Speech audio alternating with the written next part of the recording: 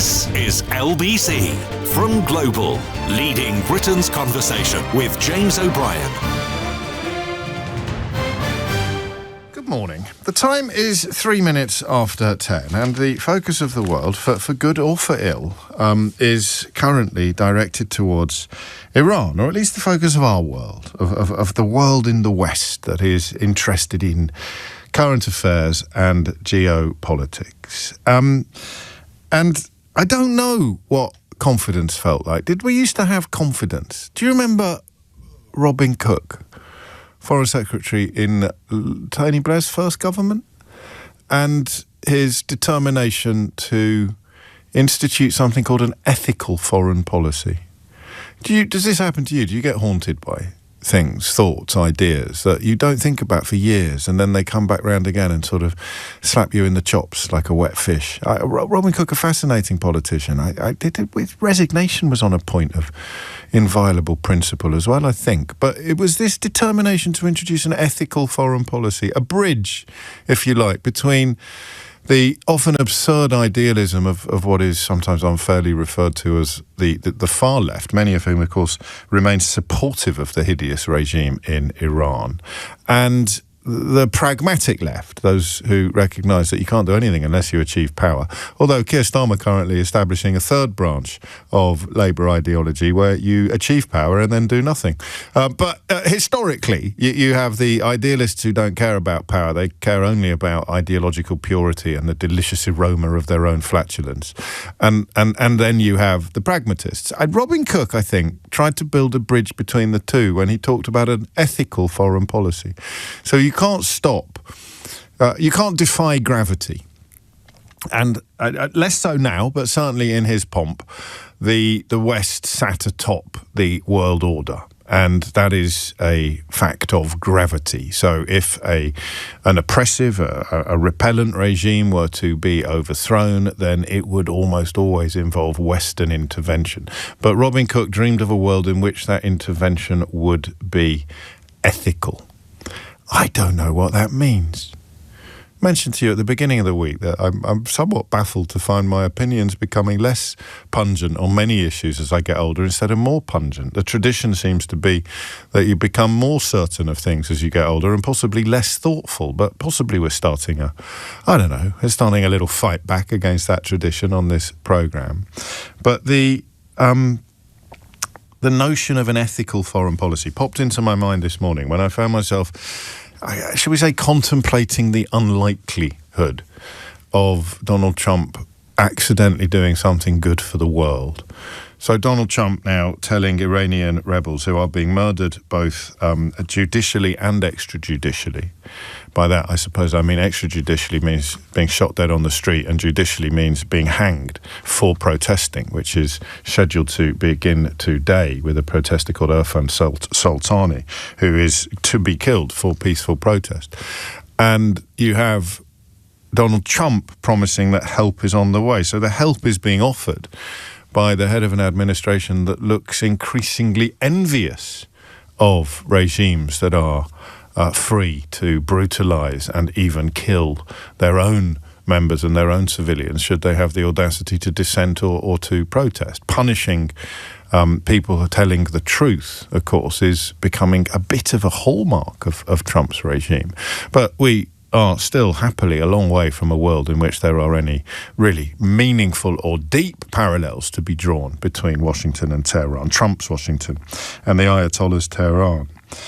So there's a strange thing that happens at moments like this. I don't know what it felt like at the time. Do you remember what it felt like when George W. Bush essentially set his sights on Saddam Hussein? They talked about the axis of evil. Were we paying proper attention then? Did we all buy into the idea that invading Iraq was somehow payback for September the 11th, despite the fact that Saddam Hussein had nothing to do with September the 11th? Al-Qaeda hiding out in the Hindu Kush, led by Osama bin Laden, a Saudi, who would have found much of what Saddam Hussein represented repellent. Was that what took hold back then I was just coming out of a career as a showbiz journalist, so I wasn't paying quite as much attention to the geopolitics as I as expected and keen to do now. But did we all buy in subconsciously to the idea? Was the propaganda machine? Robin Cook resigned, to go back to his memory, I'm pretty sure, over the thing that I'm now trying to recall. I think he resigned on a point of principle over the unjustifiable nature of that war in Iraq, and yet on we went. Did we buy that subconsciously, or did we just somewhat xenophobically think that all Middle Eastern people or all Middle Eastern Muslims must be the same, and therefore if we can't go after the people who actually did September the 11th or masterminded it, then let's just go after some others that we don't like the look of? Why Iraq? On whose side we had been, or in whose support we had been full-throated during the Iran-Iraq war just a few years previously. So, what on earth are we supposed to do? And clever people and informed people like Ben Wallace write articles under the headline, "We cannot stand by as the brutal Iranian regime crushes protests." And stupid people who understand nothing, like Donald Trump, tell Iranian protesters that, quote, help is on its way, without specifying in any way what that help might be, but reports contend that he is considering strikes against the Islamic Republic, language like pay a price, killers and abusers, help is on its way, take over your institutions, followed by 3 exclamation marks. Behaviour that would, get you killed in the United States of America, never mind in Iran, but Trump won't be anywhere near the ground when those consequences are felt. But they end up sounding as if they're on the same side, don't they? They end up sounding as if they're on the same side. We cannot stand by as the brutal Iranian regime crushes protests. Donald Trump has told Iranian protesters that help is on its way as he considers strikes against the Islamic Republic. And given that I've just cited a former Labour Foreign Secretary, Robin Cook, it's interesting that Ben Wallace cites a former Conservative Foreign Secretary, Douglas Hurd, who once said that if you want to understand the Iranians, they are like the French. By which he means that they have a kind of proud nationalism, but also what Wallace describes as a wonderful attitude of constantly challenging authority. He provides quite a winning example. For example, it is illegal in Iran to have a satellite dish, and yet everybody has one. You could lead quite a nice life in Iran, even under this hideous regime, and you could feel as if you were standing up for your principles and even occasionally speaking truth to power. It seems, under certainly Wallace's analysis, that it's almost the whimsy of the Revolutionary Guard that puts you on the hit list. You could be opposing the government. You could be opposing government policies. You could be refusing to wear the coverings that are mandated by the regime. You could be a woman running a business. You could have media and citizens publicly challenging politicians. They have strikes. They have industrial action. They have protests. And according to Ben Wallace, who visited the country, often ordinary Iranians never mentioned Israel when I would visit. And then you have the parallel universe in which terror is the mode of government. You get classified as a security threat or a threat to the revolution for whatever reason, often corrupt. You could be tortured, shot, or hung from a crane. In front of a crowd that we wouldn't be able to tell from outside whether it was cowed or baying or part of some sort of Potemkin project. That's how the Islamic Revolutionary Guard rules the country. And it makes me wonder whether this, what are you going to call it, this Western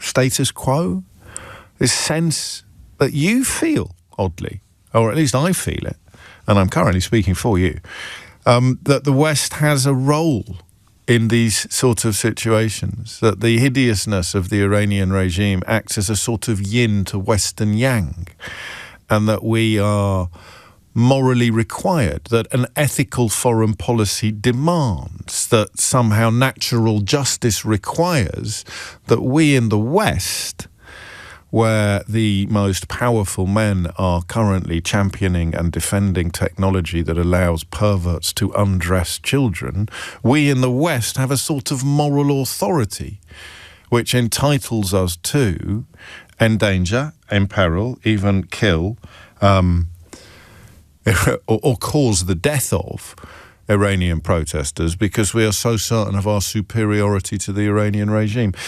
So what I'm feeling today, to put it in shorthand, is we can't just let this carry on. We have to do something to help these protesters. This regime is abominable. This situation is intolerable. We must do something. And that's where I think today's conversation starts. We must do something. And you say we must not do something, and it sounds like you're defending the regime. Is it really our place to wade into Iran and start doing things, replacing what is currently there with something else, currently unspecified, possibly the son of the former Shah who was kind of inflicted upon Iran by American imperialism and then rejected by the Iranian people? I just don't know how you square this circle between something must be done, and it must be done by us. It feels a bit 19th century, that, or at least first half of the 20th century. It must be done. It wouldn't be us anyway, would it? We would just be either rubber stamping America's action or being completely ignored by America if we decided not to support it. Which brings us back to Douglas Hurd's characterisation of France, doesn't it? Because they, like Robin Cook, opposed the Iraq War. For all the good that it did, they were on the right side of history. I think we could probably agree now. So you can't even use the word the West in a sort of homogenous sense. Is it why? Why? So a couple of early messages coming in saying we must do something. But I don't know if you can say that we must do something if you can't tell me what. And I don't know that any of us are qualified to say what. So Ben Wallace, a former Secretary of State for Defence, and probably one of the only names that springs to mind from very, very recent times, who you might describe as the face of respectable conservatism when the Tory party didn't seem to be run by crackpots, weirdos and racists. He talks about stuff I don't understand. Offensive cyber capabilities to shatter the information shield that the mullahs and their lackeys are trying to wrap around the Iranian people. We can cripple the communications of the oppressors. He describes powerful capabilities, but insists he doesn't mean boots on the ground. And we could be easily persuaded to back anything as a population, as we saw during Iraq. I don't even mean that as an insult. We don't control the chains of information. We are customers, if you like, clients for them. But I just get a little bit concerned when I see saber rattling, not even in the first instance, and this might change when I start taking your calls, but in the first instance, I don't care that it's Donald Trump rattling the saber. I think it makes me more concerned, more worried about what the consequences might be, because you have such an obvious imbecile rattling the saber, while also, of course, increasingly terrorising and brutalising his own population. But it's not new to him, is it? This isn't a phenomenon that begins with Donald Trump. If George W. Bush was in power, if Bill Clinton was in power, Barack Obama, I don't know, really. Dropped the ball on Syria, I think many people would argue. But again, how do you justify Western intervention, Western supremacy? 0345 6060 973. Look at Iraq, look at Libya, look at the Democratic Republic of Congo, look at Rwanda, look at Yugoslavia, even closer to home. And try and point to a place or a time where this kind of intervention really worked, at least in the short term, really delivered improved. So here's the point. I don't know. And I'd love to know what you think. Again, as on Monday, if you have a connection to Iran, if you have history, family, any form of connection with the country, your position becomes more interesting, not more valid necessarily, because there'll be somebody else with the same connections who holds a completely different position. So you don't sort of win intellectual or emotional primacy simply by dint of proximity, but you probably know more about it than the rest of us do. So for that reason, you might be more interesting. But if you were to print a T-shirt or erect a billboard that said, we must do something, or something must be done. 4 of the most terrifying words in the English language, because they really are at the very top of the arsenal of idiots. Something must be done, but I don't know what. I'm just going to shout. It's like the purview of the radio phone-in host of old, isn't it? Something must be done. Just don't ask me what. Something must be done, but I don't know what. 2 questions for you. Why the West? Does the West's historical sense that it has a role and a duty in these sort of scenarios, does that still hold true today? 0345 6060 973. And entry-level question, if something really must be done, what should that something be?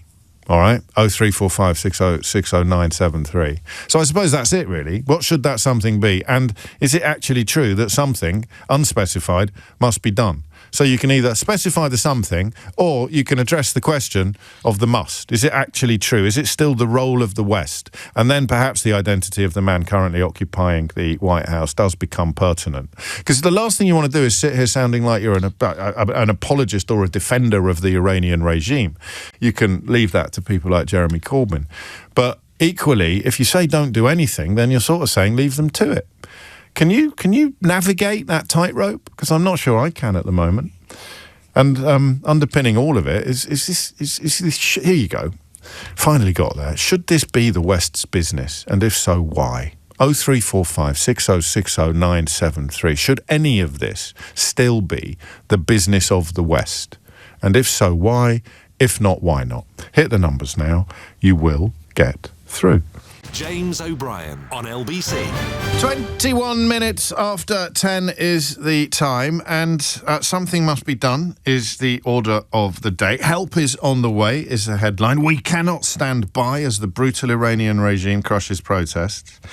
I wonder if I'm actually asking you whether or not we are allowed to agree with Ben Wallace. We cannot stand by as the brutal Iranian regime crushes protests without knowing what it is that we should be doing. It's the job of politicians to tell us what it is that we should be doing. Unfortunately, the politician in the hot seat at the moment is Donald Trump, one of the most ridiculous and dangerous the most ridiculous and dangerous individual ever to occupy the White House, certainly in living memory. Anyway, there you go. And as I said on Monday, I will say it again now, that wasn't a bad introduction for someone who is not a Middle Eastern expert, but do not feel constrained by the questions I have asked. If you know more about this subject, you have strong feelings, deep understandings, then just ring me on the usual number and talk to me about it. Ash is in Leicester. Ash, what do you reckon? Good morning, James. Thank you for taking my call and shine a light on this again. The case of Iran, as previous callers have explained throughout the days that you've been speaking about this, is that it's quite different to other countries like Iraq and Syria. Yeah. And that's because of the way that religion plays a part in Iran in comparison to the rest of the countries that we've spoken about. My worry at the moment is that Trump, if you remember earlier on, threatened that if the demonstrations start, if the government starts shooting, we'll start shooting. That position very quickly changed to if they start executing people, then we'll get involved. And then there was a talk that, Iranians want to negotiate. Now, that is an incredibly dangerous thing for the Iranian people because, as we know by now, Trump will do nothing that doesn't sort of benefit himself and line his own pockets one way or another. Do you know, even now, I hesitate to say some of the things out loud that pop into my mind when we talk about Donald Trump, but they could buy him off. That is absolutely not beyond the realms of possibility. How far and how fast we have fallen. You could literally have a scenario in which via some back channel they offer Donald Trump. So, I mean, you could do it out in the open like Qatar did with a jumbo jet. But anyway, so I've interrupted you with one of my flights of fancy. I'll shut up for a while. Carry on. No, that's absolutely fine. So you're absolutely right. I mean, as we said, yes. If there is benefit for Trump in this, he will negotiate, quote unquote. I hate using that term now. He will negotiate. He will get something that works great for him, will make him look decent because perhaps the crackdown will quiet down for a bit. But what that would mean by negotiating and coming to any sort of agreement with this government, it would mean that the regime will stay in place. Trump comes out winning, and the blood of the Iranians that are being spilled by the dozen every day by the thousands is going to go to waste. Yes. By the thousands, absolutely. Now, the other thing that really makes me worried is that Netanyahu, when there was a strikes on Iran, he came out, addressed the Iranian people, raised his voice that this is all about, the Iranian people and the freedom. And he is now silent, which means to me that they are really positioning themselves to negotiate something that will benefit Trump and the United States in the long run. Now, again, sort of to talk about what the... He said once the regime fails, Iran and Israel will become partners again after the regime in Tehran falls, 2 or 3 days ago. But as you say, and as Ben Wallace says in this rather good piece in the Telegraph today, there has subsequently been surprising silence. That's it. And the other silence that I'm incredibly worried about is our government currently and people like Keir Starmer who need to be stood up and sort of take notice of what though? Because this is the point. I'm wondering whether we're going to hit 11 o'clock today and we're all going to very reluctantly agree that something must be done, but please don't ask us what. Well, let me put it this way to you. Nigel Farage has been popping his head up and taking part in demonstrations and making his voice heard. Tommy Robinson has been very vocal on this and has been interviewed by Iranian news outlets that are outside the country, so independent news outlets that are outside the country. Well, he will be currently doing, I don't know how many people are aware of this, he will be doing whatever the UAE want at the moment. That seems to be where his current grift is concerned. That's where the money's coming from at the moment, apparently. I think now, so. And the worry is, so the Iranian people at the moment are looking for any voice from outside of Iran to be amplifying this cause, and therefore they are giving platform to people like these two to just amplify the voice. And that is happening right now because there is an absence of voice and leadership from Keir Starmer and his government at the moment. Now, what would the voice say, though? Just for people who don't follow the work of Hope Not Hate as closely as I do, they've done some fascinating investigations into why little Tommy Ten Name seems to have redirected his attention away from tatty flags on roundabouts and towards quite complicated Middle Eastern geopolitical issues. There's some detailed and fascinating but very dispiriting reportage on their website. What do you actually want him to say? Because I'm only half joking, Ash, when I say something must be done, but we don't know what. So Keir Starmer must say something, but what? He's been pretty outspoken, Yvette Cooper even more so, in condemnation of what's going on. What words would warm you more than the words we have already heard? So, unfortunately, words, there is no... When you're dealing with a dictatorship, words mean nothing. But you just said he has to find a voice. Yeah, I know. What I mean is actions. My apologies. Oh, right, okay. So basically, what I need, obviously, yes, we want him to come out and be vocal about this and constantly talk about this. As an Iranian, that's what I want to happen. Yes. But so let's talk about prescribing the IRGC. Now, it was spoken about yesterday and the day before about the reasons why we don't do that and the laws that we're looking at adjusting and changing to be able to prescribe IRGC. That will be an incredibly important step because, first of all, as Omid Jalili has been explaining as well, I'm not sure if you've heard of this, this will certainly mean that their assets will be frozen for one. It will also mean that in the future, once this revolution goes through and happens and people are victorious, is that these evil people cannot then just run around wherever they want and take their money with them. They will be held accountable. It's not. I mean, again, I worry slightly about interrupting you because you've got more invested in this. But my understanding is that proscribing the Islamic Revolutionary Guard Corps, the IRGC, actually requires legislative change, and that they have said this week that they are examining how to change the law. So you can't announce something that is illegal.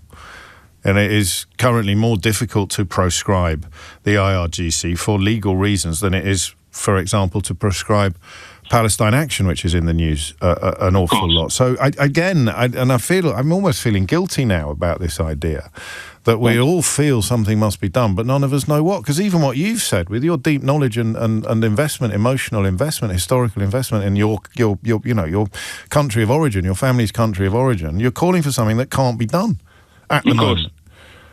Yeah, so unfortunately, this is something that perhaps should have been looked at a long time ago. But pushing this through is incredibly important. The other thing is the embassies. We need to shut down the Iranian embassy here. We need to shut down the Does British it hurt embassy them, in though? Iran. Does it hurt them? They've called the ambassador in, which is always an interesting turn of phrase. Does it hurt them? I don't know. It's an interesting one. I mean, apart from sort of taking military action, these steps are the things that will, at the very least, show that the British government is on the side of the Iranian people and is doing something. But it isn't really doing so, and that's why I asked what difference it would make, because they've already been proscribed by Canada and Sweden. I'm sure you know this, and while the United States has designated it as a terrorist organisation, and yet it hasn't limited their powers or clipped their wings, as far as I can tell from the scenes that we're seeing in Tehran, one jot. So, I started off as almost an air of mischief, Ash, this suggestion that we're all going to end up agreeing something must be done, but we're not actually going to be able to say what. And I wonder now whether that slightly mischievous suggestion is hardening into a probable as opposed to a possible conclusion. But thank you for educating me and everybody else listening. It's 10:31. Dominic Ellis has your headlines. James O'Brien on LBC. It is 10:34, and it is an absolutely defensible, even logical position, but it is not a watertight one. It's not a penetrable one. You watch the scenes in Iran, or you read about the scenes in Iran, you are horrified and disgusted. You are, and that leads you to conclude that something must be done. It's why perhaps some people, both inside and outside Iran, regardless of the character of the person saying the words, would welcome Donald Trump's promise that, quotes, help is on its way, end quotes, although, as Ash reminded us a minute ago, his position changes like the weather. And yet, when you try to pin down what that help would look like, everything falls apart. Everything except the conviction that something must be done. We are human beings, aren't we? We're not robots. Well, I mean, an awful lot of contributors to this conversation online will be robots, of course, but we're not robots, you and me. We're human beings, and we're capable of cognitive dissonance. We can hold two contradictory thoughts in our head at the same time. And this isn't quite cognitive dissonance, but it's a close cousin to hold two simultaneous thoughts in your head that something must be done, but I've got no idea what it is. And that means, of course, that that politicians are charged with almost the impossible. Demir knows what we're talking about. He says, as a Bosnian, I can attest that foreign intervention will bring quick but not lasting results. That is Bosnia, but also, of course, Libya, Iraq, Afghanistan. This should not be the business of the West, because the West has no stomach or stamina for the long-term state building needed to mould fragile states to meet our imaginary standards of democracy, human rights, market economy, etc.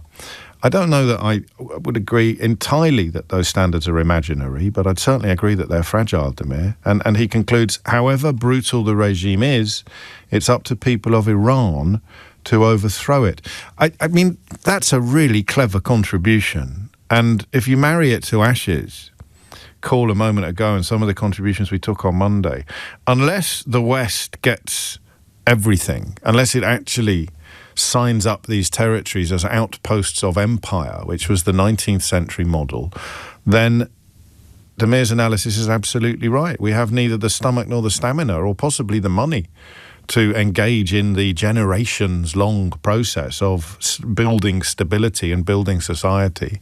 So instead, we bet the house on characters like the son of the last Shah and just sort of cross our fingers and hope that stability will follow. And the lessons of, as Demir reminds us, Bosnia, Libya, Iraq, Afghanistan, are either forgotten or ignored, or just somewhat blithely glossed over because of the impossibility of reconciling something must be done with stating in detail what that something is.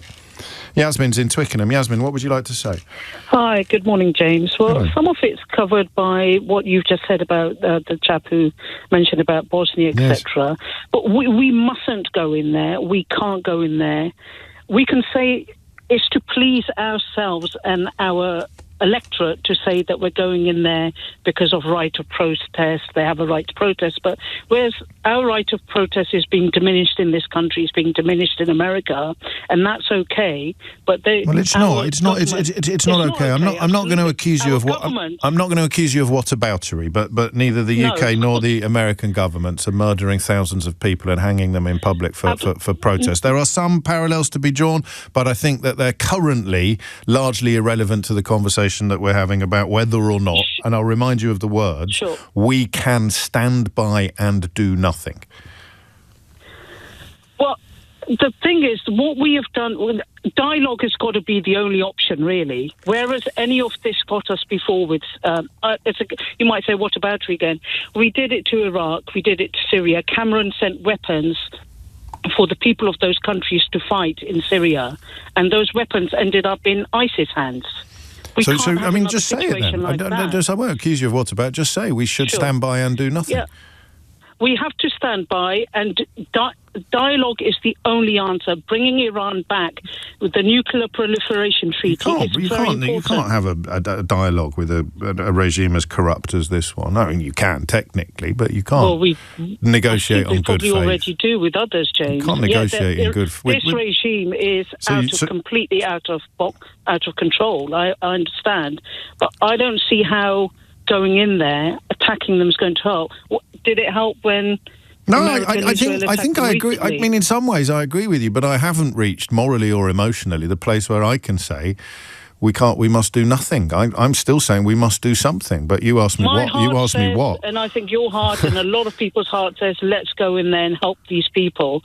And that's what the heart should say if we're decent, moral people. Let me do what I did to callers when we were talking about Gaza, and then you can accuse me of whataboutery. Sure. And I would say to people, and I take no pleasure in having been proved hideously right about this, I would say to people, well, when will the deaths be too many?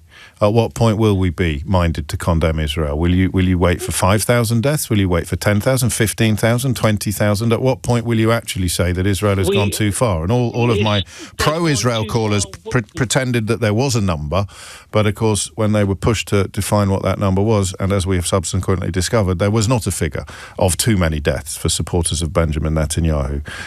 So how many deaths in Iran until the West should do something? Well, already it's too many, but likewise in Palestine... It's the same answer I got about Israel. So how many deaths in Iran before the West should do something? But hang on, James. The problem with Palestine is we were active in that genocide. No, I'm not asking about that. I'm asking how many Iranians have to die before you feel that the West should do something to stop more Iranians from dying. My heart says do it now. Yes. But my mind says you can't. And I'm asking your mind. Yeah, we can't. So I'm asking your mind. So your answer is the Iranian an unlimited number, an unlimited number of deaths, an unlimited number of deaths. We must never intervene. Unless how can we? I don't know. I'm just pointing out this is a really unhelpful hosting gig from me today, is I'm actually pointing out the impossibility of most positions on this, and possibly the inevitability of yours if we were to be dealing, as you point out, in entirely rational and entirely unemotional ways. If you can't explain exactly what you're going to do and how it would work with a guarantee or a likelihood in that 60, 70, 80% region, then you have to be on the side of doing nothing. And yet I can't feel that in the way that Yasmin just beautifully illustrated the tension between her head and her heart. Mina is in Salisbury. Mina, what would you like to say? Hi there, good morning. Well, hello. I think the first thing that you can do today is speak about Irfan Soltani that is going to be executed today. I have done, and I will continue to do so. Yes, and I think that all news stations should do that, because apparently that's I think they are, actually. Them. I mean, putting me in a position where I sound like I'm interrupting everybody, and they are all talking about Irfan Soltani. He's in every single newspaper, and he was on every screen in this studio when I sat down 42 minutes ago. I've mentioned him already, and I think he will be on every screen in this studio again in the course of the day, and please God he doesn't get executed later. Brilliant, because that's exactly how they stop these things, and it's not the first time that they've done it, and they keep doing it. They've been terrorizing the nation, terrorizing the region, and I think that the legal path of making them a terrorist organization is the one that definitely should be pursued. Yes. And I think that the diplomatic ties with them should be cut. But this will achieve nothing. America have already made them a terrorist organization, and they're a lot more powerful and influential than we are. That's just America. I think Well, a united... but they're quite big and important on this stage. They are very big and important, and I think the West knew exactly what to do in 1979. They can do it again. So, for different reasons this time. And, you can't have 80 million people being held hostage by a terrorist organization. And the West lost in 1979. Well, did they? The Khomeini came from nowhere in the suburbs of Paris all by himself and became a global known entity all by himself. You're tempting me into territory where I'm not supremely confident, but I thought that the monarchy was supported by the United States of America and that the theocratic republic was not. Well, it's a whole other debate, but I'm not fully confident on this subject, but I'm not sure it is a whole other debate that the Shah's regime was supported by the West and the Ayatollahs was not. I think the Shah's regime stopped being supported by the West because they stopped listening. Right. And then that was no longer... Well, anyway, so we can agree that 1979 doesn't perhaps provide a perfect model for what the West should be doing now, because, as we've just established, it's still confused in both our minds. Yes, well, what I'm trying to say is that if the West want to do something, they can. And I think that, we can start by some cyber attacks on their military capabilities. That doesn't have to kill anybody. Probably already doing that, aren't we? I hope so. So we don't know. I think that... So what are we going to put on our banners? What are we going to put on our slogan? I don't mean that in a glib way. What are we actually going to demand of our politicians in really substantive and meaningful ways? Because I think the list is surprisingly short, Mina. Well, we can start by asking the people on the ground to take pictures of the people who are actually abusing them so they can be held accountable. Yeah, but they've got no internet access at the moment, so what are they going to do with those pictures? They're going to keep them until they do. Until they do. And then they can post them like... some Americans are trying to do with ICE protesters, ICE officers. I think it was already said by Trump. Trump already said, make sure that you know who is doing the attacking so that they will be held accountable. The same way that the money that they're stealing. The problem that we have is that the IRGC hold the money, hold the business. They know how to navigate sanctions. They know how to continue to operate and terrorize the world. And the people of Iran can't do business because of the sanctions because they don't know how to navigate those Judge, I mean, I don't, again, my heart is in full agreement with everything that you're saying, but my head is shouting out, well, go on, give me more, put some detail on the paper. I mean, we proscribe the IRGC. Other countries already have, render them a terrorist organisation like the United States have done. But if the United States action doesn't touch the sides, then the United Kingdom's is going to be considerably less effective. The problem with corruption, of course, with financial corruption, is that its tentacles end up reaching into every corner of a country and beyond its borders as well. And how much faith can you have in Donald Trump, whose regime is literally in the process of protecting someone who's shot an innocent protester in the face and attacking the innocent protester's widow, is the latest news on that front, to do what is right by Iranian people. If I was Iranian, I'd be calling for his help, because I don't know where else help is going to come from. But I'm not. I'm sitting here with an eye on both countries, and I'm saying, be careful what you wish for. And just because your enemy's enemy might look like your friend today doesn't mean they will be tomorrow. James O'Brien on LBC. It is 10:48, and it's, I don't know I mean, whether it will be reflected in listening figures or anything like that, but the impossibility of sustaining a pungent opinion on this subject is becoming clearer. Should something be done? Yeah, abso-flippin'-lutely. Can we stand by and do nothing while the mad mullahs of Iran terrorise their own population? No, something must be done. Are you so desperate to see something being done that you trust Donald Trump to do it? OK, we can start breaking down on that one. No, not really. I mean, I'd rather trust a bod to lead this campaign than Donald Trump, but we've got no choice. He's currently the leader of the free world. So that's where the first fracture appears in our consensus that something must be done. Who's going to lead it? The Mango Mussolini, who's actually currently defending and lying about the killing of peaceful protesters on American soil? Yeah, not fancy that. But if I was Iranian, I'd probably take it, because he's the only player on the table. This is the only card that we can pick up. But what should be done? Dropping bombs on Iran? Would you be in favour of that? Well, yeah, if you could guarantee where they'd land. Not sure that's possible. All right, not bombs, then cyber warfare, or more sanctions, or proscribe organisations. And this isn't a criticism of anybody. This is simply an illustration, a clarification of reality. A lot of those things have already been tried. If not by us, then by more powerful countries than ours, like the United States of America, who have adjudged the IRGC to be terrorists. And yet they're still in charge. They're still financially rewarding their supporters and the corruption. So I don't know, that's it. I just think it might be helpful for us to admit to each other that we all think something must be done, but we don't know what. And then you have some understanding of how difficult it is to be a foreign secretary or a prime minister. 10 to 11 is the time. Or not. There's plenty of time for you to tell me that I've got my head completely backwards this morning. Simon is in Preston. Simon, what would you like to say? Oh, morning, James. Thanks for having me on. You're very welcome. I'm very sad to say, unfortunately, I don't think we can get involved. We only have to look back at the West's interference over many, many years, and often our betrayal of those people we're meant to be helping. I'll cite a few little examples. I'm nearly 62, and I remember very clearly when the Americans got blown up in Lebanon and with a huge loss of life to themselves. That was one example of foreign interference which didn't work. But then, obviously, the Iraq War, where we were taken to war on a lie, I was supportive of it because I obviously thought there was some sort of weapons that were going on. And then in the first Iraq War, when the Americans encouraged the Kurds to rise up, and they rose up, and then they turned their backs on them, they were slaughtered in their thousands. You have to look at Cameron's interference with other European countries in the fall of Libya. Don't get me wrong. There's a difference between wanting to get rid of something awful and being confident you're going to replace it with something better.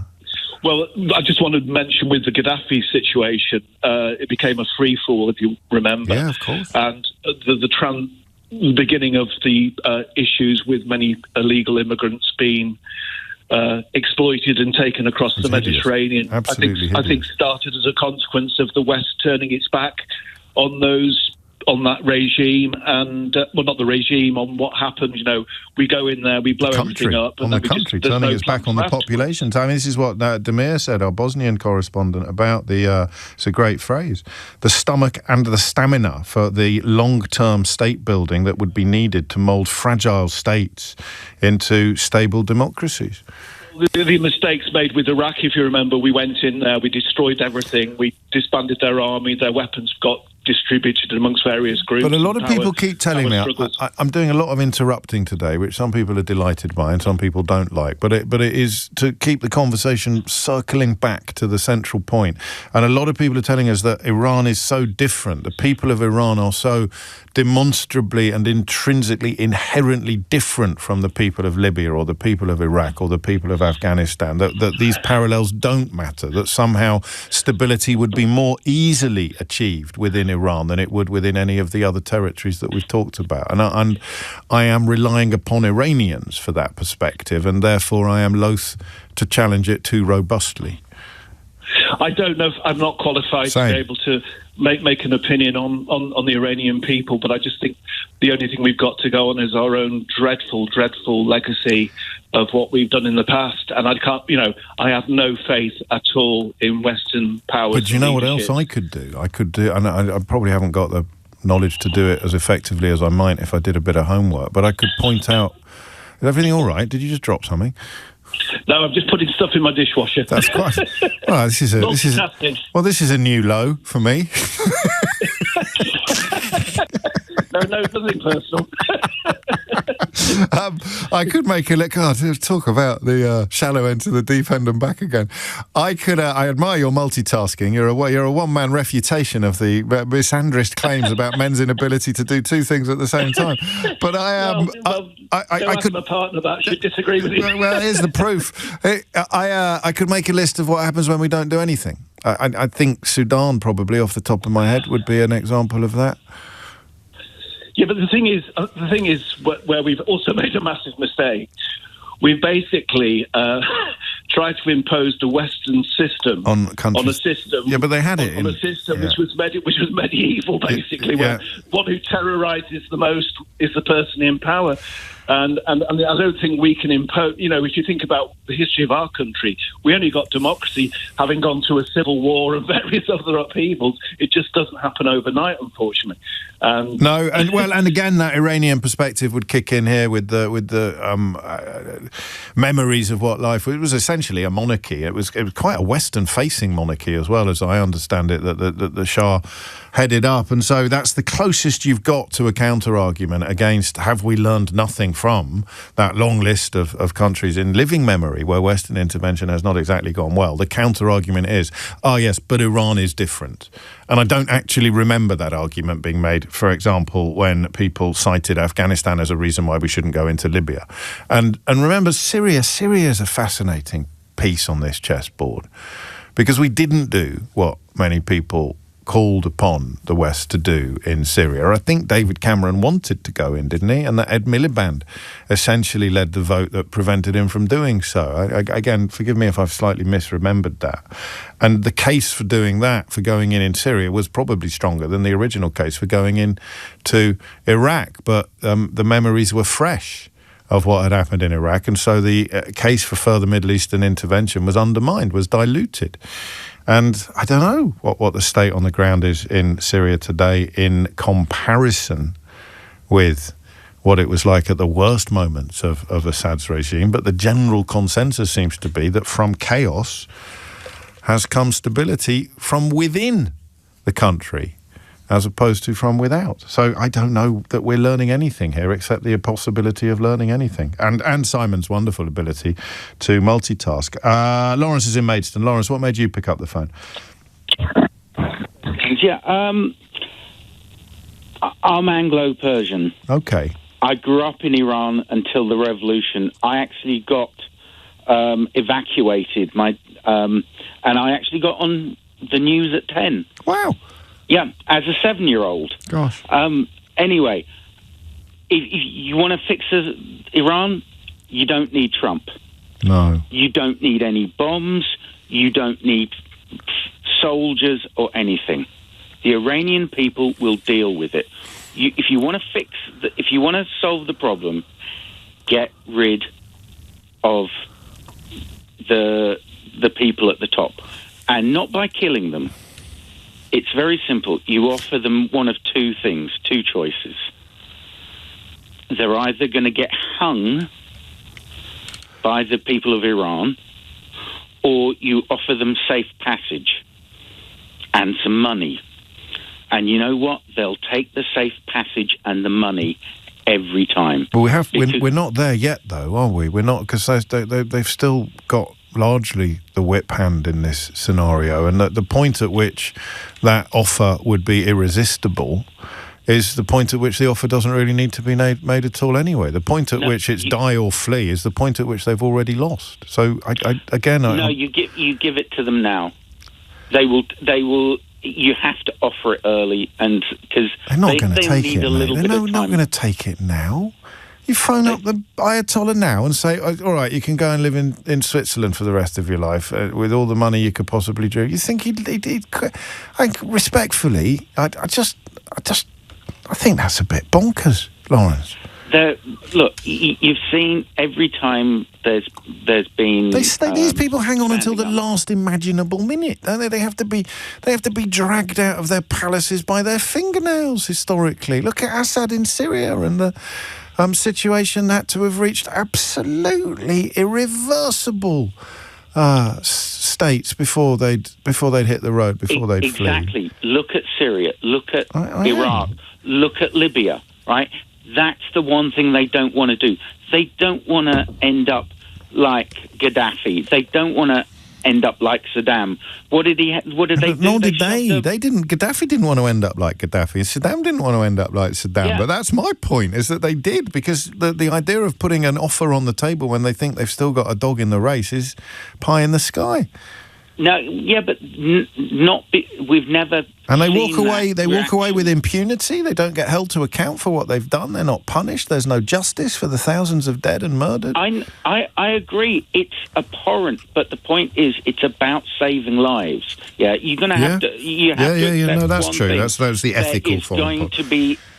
There is going to be a lot of blood spilt, because every time a regime gets overturned, it's payback time. Yeah, there will be a lot of blood. Right, and the only thing we can do is reduce the amount of blood. And unfortunately, I know it is abhorrent in everybody, but if you can get them to just walk away, right? They might not have to go that far. They maybe Afghanistan would take them.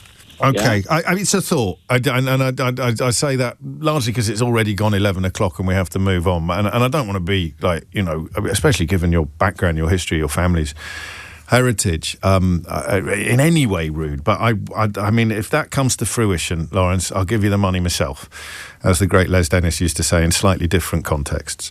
James O'Brien on LBC. 4 minutes after 11 is the time. I forgot to share with you a bit of a departure on Unhinged Headline yesterday. If you're newish to the programme, Unhinged Headline, all of the regular features on this programme are not regular. I should have probably explained this to the ever-growing army of new listeners signing up for the programme. I love, regular features, but we lack whatever it is that we need as a team to actually have regular features. We come up with really good ideas, and we do them, but not in any way that could be described as regular. We forget for months on end sometimes, and then one of us will say, we haven't done an Unhinged Headline for a while, or one of us might say, what happened to Woke Watch? I used to love Woke Watch. Or I'll read a text out to the top team, and it will say something like, I used to really enjoy your missed informations. What happened to those? What else can we put on this list of the ones that we have now forgotten between us? I've got 3 there. Usually I do quite a routine about having to wait months to get a jingle put together by the production office, who spend 23 hours and 59 minutes working on the Newsagents podcast.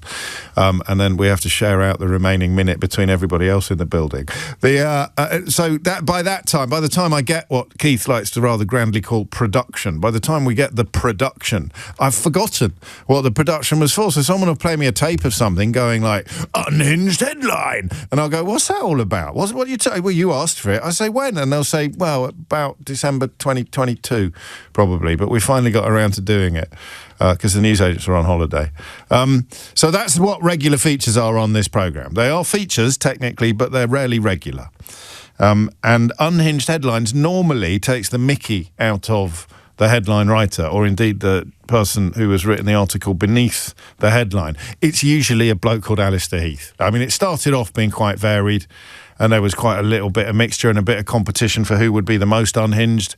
Dan Hannon, you remember him? Sorry for reminding you of his existence. He was a fairly reliable contributor to Unhinged Headline. Daily Mail, obviously, yesterday, ringing around desperately for somebody to defend the Musk platform and its determination to resist and mock people who are disgusted by affording perverts the ability to undress children. Could you write us an article about that? And a million people said no.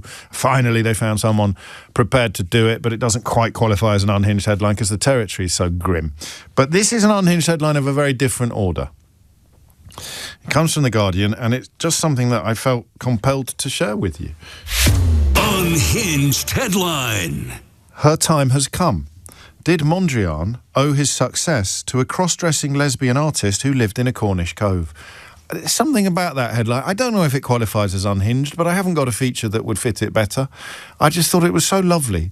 It's an example of the meeting, the marriage of unhinged and beautiful. It also sounds like a Sun column from about 1980 when they used to pretend that left-wing politics was dedicated only and exclusively to looking after people who could be characterised by really, really tiny constituent parts. So, they don't care about us. They only care about one-legged Patagonian llama farmers or something like that. Whereas a cross-dressing lesbian artist who lived in a Cornish cove is a very real and very powerful story about a British artist called Marlowe Moss. Anyway, you don't care. You just enjoyed the headline. Her time has come. Did Mondrian owe his success to a cross-dressing lesbian artist who lived in a Cornish cove? Unhinged Headline. We've actually got an email address See, this is what I meant. Eleanor's just remembered. We've got an email address, and and our New Year's resolution is to make our irregular features regular on the programme. So if you email unhinged headline, singular, unhinged headline at lbc.co.uk with your nominations for unhinged headline, then we might remember to check. And if we remember to check, we might remember to read it out. That's how it works. We might remember to check. And if we remember to check, we might remember to read. We might remember the feature, and then we might remember to check. And if we've remembered the feature and remembered to check, then we might remember to read it out. But I wouldn't hold your breath on any of those three constituent parts that would have to be in place for this to actually happen. And if anyone can remember whether this was the first or the second unhinged headline of the year, we'd be very grateful for your input. Unhinged headline at lbc.co.uk. I think it'll be about March 2027 before I read that out and remember to share it with you again. And it has to be brand new, all right? Don't send us ones that have popped up on your social media feed from a million years ago. We've probably already done them, and even if we haven't, it has to be newish. We prefer comment pieces. I give you a little bit of a clue. Just check out the Daily Mail, the Daily Telegraph, and we never really read the Daily Express, so I bet there's some absolute corkers in there. But, there's only so much I'm prepared to do on your behalf every morning, and opening up the Daily Express is at the moment a little bit... It'd be up there with watching GBBs, wouldn't it? Where they probably also have unhinged headlines. But I got a horrible sense they'd enjoy the attention. Anyway, 10 minutes after 11. What are we going to talk about next? Well, it's easy. Did Mondrian owe his success to a cross-dressing lesbian artist who lived in a Cornish cove? 0345 6060 973. I know I often say I don't know the answer to the questions that I'm asking you, but on this occasion, I really have no idea whether or not Mondrian owes his success to a cross-dressing lesbian artist who lived in a Cornish cove. Hit the numbers now. You will get through. I'll wait. All right, I'm joking. Here's a story that when I tell you that I love a story, you know what I mean now, don't you? It doesn't mean I love the content of the story. I love what it does to my brain. I don't really like... Sometimes, yesterday, the ADHD phone-in, which I absolutely adore, doesn't involve me doing much work anymore. I just set the story up, I explain why I find it interesting, and adult diagnoses with ADHD become sort of queue up to share incredibly important, and I find, and I know you do as well, powerful and moving stories. But the topics that excite me the most of a morning are the ones that take my brain to places that it hasn't been to before, and even, dare I say, make me wonder whether I might have got something wrong in the past because of a story that has provided a new perspective on it in the present. And we very, very much have one of those stories today. Law... In fact, I've taken so long faffing about with cross-dressing lesbian artists that you can ring in to answer this when I've done the one-sentence introduction if you want. If you're a medical graduate who trained here, you may find it a particularly easy question to answer. So the question will be, should the law be changed to require that the NHS offers all training jobs to UK doctors, UK-trained doctors, before they offer those jobs to anybody else? The NHS will not be allowed to offer foreign doctors training jobs unless no British ones have applied for the role. Are you for that or against it? 0345 6060 973. So one of the horriblest, is that a word? One of the most unpleasant phrases that I heard as the aftermath of Brexit allowed nativism, xenophobia, and often even racism to reassert itself on our population and particularly on our public discourse. You know, whether or not you were comfortable with that or delighted by it is moot, to be honest. No one's really going to argue that we're living in a country where public discourse has become a lot more racist than it was 10 years ago. Not just on social media, but also in Parliament. Some of the stuff that Honest Bob Jenrick has come out with in recent months would have been a sackable offence under almost any other previous Conservative leader except probably Liz Truss or Boris Johnson. So the world has changed. And as part of that process of change, phrases were detoxified. And one of the phrases I always struggled with was, we should train our own. I never felt when I went to the doctors or when I went to A&E, which as a father of young humans I had to do quite a lot, I never felt any sense of disappointment if I was presented with a nurse or a doctor who seemed likely to have been born somewhere other than the United Kingdom. I used to hear people pretending not to be racist claim that the only thing they were worried about was the accent, but there are plenty of native accents to the British Isles that we find impenetrable. We find each other's accents impenetrable. So that was never really true when people claim they're just worried about the accent. It was usually the skin colour that they were really privately complaining about, and now we live in a country where they can actually complain about the skin colour. They don't have to pretend it's just the accent they're worried about. They can share their disgust or their shock or their madness at seeing brown and black faces in television adverts without facing any censure from their own employers in Nigel Farage's party. So one imagines they'd be perfectly entitled to say the same thing about hospital wards or A&Es. So that phrase, we should train our own, always, always, always troubled me because of two things. The message that it sent out to the doctors and nurses who do look after us all, regardless of where we're from and where they're from, that they were somehow second best. I am French. I am a doctor. I am listening to a radio presenter say that I wish you weren't here doing your job. I am Indian. I am a doctor. I am reading a newspaper article that is coming perilously close to saying, I wish you'd never come here. But the question I've got for you today is whether or not this proposal is different, because it feels very different to me. And I am worried, and I've been worried for some time, but I don't know that I've shared this with you.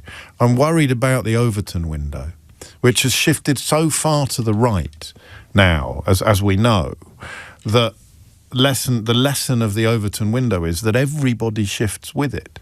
Even people who are passionately anti-racist can only conduct conversations within the parameters of the Overton window, so everybody becomes more right-wing as a consequence of public discourse becoming more right-wing. To be part of public discourse, you have to fit through the window. Do you see what I mean? And I've been worried about it in theory. I haven't been worried about it in any way in practice, but I've been worried that I might need to soon. In other words, that, as the discourse changes and we take our lead from public discourse every morning, we're going to end up saying things or contemplating or considering things that we would have found inconceivable 5, 10, 15 years ago. And I just worried this morning that this might be one of them, because I am in favour of this until you tell me why I shouldn't be. I am in favour of this, and I do not feel that it would in any way make a foreign-born doctor in this country feel second best. But I can only hold that thought until you tell me that I'm right or that I'm wrong as a foreign-born doctor. It adds to a sense of nativism in our political rhetoric, but does it actually add substance to nativism? Does it actually add substance to some sort of hierarchy of ethnicity or geographical origin? My initial position would be that we want every single medical position in this country to be filled by the person most qualified, by the best person for the job. But if we also live in a country where the taxpayer is funding medical training and trained medics are currently facing under- and unemployment, then I can see, until you tell me why I shouldn't,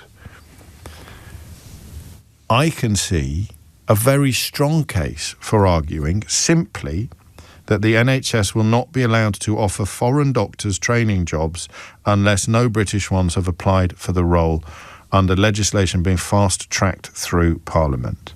And the reason I worry about the Overton window is that this means today that I find myself saying that two people of equal validity or equal relevance to the question being asked should be treated differently according to where they trained. But you could say where they came from, and I would currently struggle But I think I'd ultimately succeed, but I would currently struggle a bit to properly highlight the importance of that distinction. It's not where you came from, it's where you trained. It's UK-trained doctors. The NHS will not be allowed to offer foreign doctors training jobs unless no British ones have applied for the role. Medical graduates currently need to complete 2 foundation years in the NHS before applying for a training post in a specialty such as surgery or anaesthesia. That's the first step towards becoming a consultant. Foreign graduates since 2020 have been able to apply for these jobs on the same terms as British graduates. This has increased competition. It's only been in place since 2020. Who was in power in 2020? Was it Theresa May or Boris? It was Boris Johnson, wasn't it? And it means that 40,000 doctors applied for 12,000 training roles, and only 37% were UK graduates. So 0345 6060 973 is the number you need. And again, as with Iran, this may well be an area where your grasp of the finer detail is even more valuable than usual. But I don't have a grasp of the finer detail beyond the fact that I welcome the idea that the people we've paid to train should get first dibs on becoming the people who then treat us. You see what I mean about this being a tricky one, though? Because how close am I now to saying we should train our own and making a foreign-born doctor feel unwelcome or unwanted or unvalued?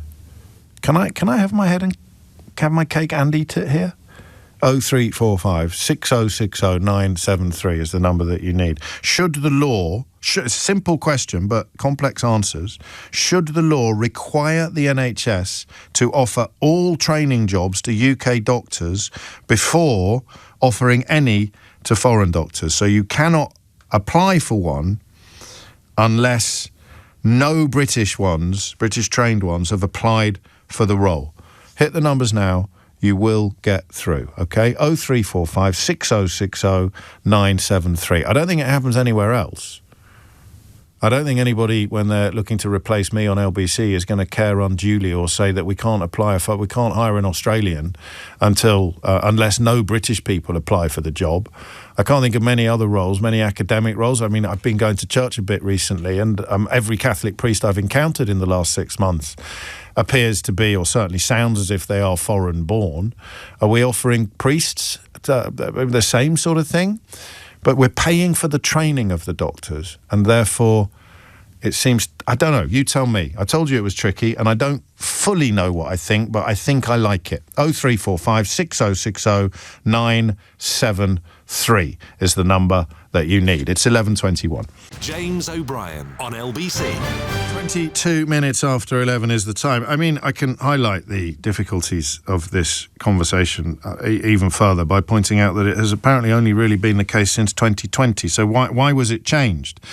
You'd have thought post-Brexit, a policy that meant we could treat foreigners worse than British graduates would have been anathema to whatever government was in charge. But since 2020, foreign graduates, so this is about people who have done their degrees either at British universities, presumably Irish universities as well, or foreign universities, being treated differently. Since 2020, they've been treated exactly the same. I don't know why that rule was changed, actually. I don't know why that legislation was passed, but I do know that you've now got about 40,000 doctors applying for about 12,000 roles, and only 37% were UK graduates. So you could fill all 12,000, really, without having to cast your net any further. Is that something we should welcome?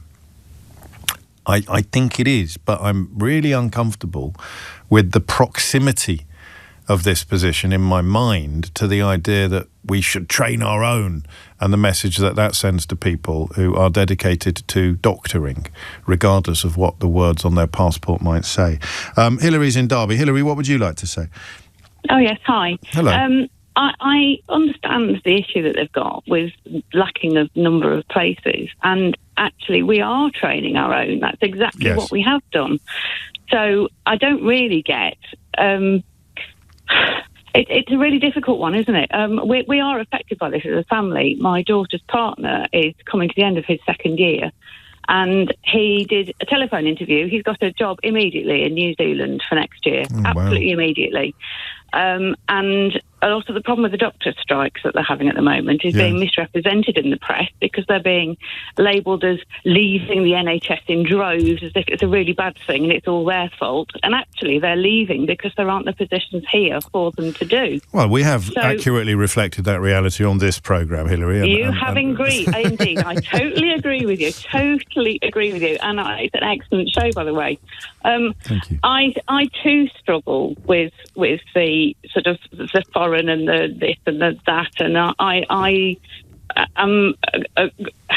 it just seems weird that people who don't necessarily want to leave the UK, who did their degree here, are leaving the UK, while people who didn't do their degree here are getting. Yeah.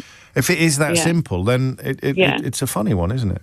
Well, he is in a position where they have a mortgage. Yeah. He's in a position where he has to go abroad to earn or do bank work, which costs a lot and isn't reliable. So if they stop doing the bloody bank work and just put the money into another place for somebody to have a job, it would be better. But additionally, it's the impact on the family because my daughter is looking at going abroad with him. So she works in engineering, so we're going to lose her as well. We as a family are going to lose them to abroad, and it may be only temporary, but who knows what will happen after that. Well, I mean, precisely that. Do we understand why it changed in 2020? Do we understand why this situation came about in the first place? Well, didn't they try and invest in training people? They tried to train a load of people, and so what's happened is they've done a really good job of creating loads and loads of new doctors, which is just what we need, so that we have people to fill the NHS places. The trouble is that now they're coming to that point and they haven't invested the money, from what I can see, in actually putting enough places in place for those newly qualified doctors. And so, I can understand. It's hard to sell that. I can as well. And as you've reminded us, it's a key demand of the BMA, of the junior doctors who've been on strike for 59 days. So if the idea that this is a successful industrial action should quell some left-wing concerns, some left-wing conniptions about the proximity it apparently has to the rhetoric of nativism. I just need to understand better how we've ended up spending £4 billion training medics every year while simultaneously leaving many of them feeling as if they can't get the kind of job that they want, while somebody that we haven't paid to train is... I mean, do we know whether or not we would be compromising the principle of the best possible person getting the contract by doing this? I have that worry too, but I then fall back on, well, they must be appropriate because they wouldn't have passed their qualifications. So, they're either good enough to be a doctor or they're not. They're not necessarily going to be an absolute mega specialist, but they're going to be, if they're not competent, there's something wrong with the training, isn't there? Yes, but there's competent. Competent is a bar over which 100 people could get, but there would still be 100 different calibers of quality, or 100 different qualities of those doctors. Thank you. And I mean, that's a perfect example of it. Somebody who is ready and waiting to take up a training post within the NHS is not going to, because it is so hard to do. I'm going to tell you exactly what Wes Streeting said, because I much as I love the sort of philosophy of this question, the detail is obviously crucial. Phone lines are open. British taxpayers spend £4 billion training medics every year, so it makes little sense for many of them to be left struggling to get speciality training places and fearing for their futures. We spoke to loads of those doctors during the last round of industrial action. The catastrophic mismanagement of the system by the previous administration has left UK graduates competing with doctors from around the world, with applicants rising from 12,000 in 2019. And remember, there are currently 12,000 training roles. Go back 6 years, there were 12,000 applicants. Result, happiness, to nearly 40,000 this year. So the question is twofold. The question is, do we welcome this, to which I think the answer is yes, but I also really want to know how we've ended up in this situation. I tried to get to the bottom of this during the last round of BMA industrial action, and I didn't. Did you have the same problem, or was I just being a bit slow on the uptake? I was sort of thinking, how has this come about? If you go back to 2019, when Boris Johnson was Prime Minister, you had 12,000 applicants for roles that currently number 12,000. There were probably fewer roles back then. They changed the rules. Did they change the rules because they thought that this was the only way to get more doctors, to hire more doctors? How have you created a scenario where we're spending £4 billion training medics who can't get the training places that they want, and simultaneously watch doctors who have done their degree overseas slide in front of them in the selection process? Again, I don't know. Does that simply mean that the foreign doctor is a better bet than the British trained doctor? Because if that's the case, then we've got a whole heap of other problems. You can see why I called this tricky.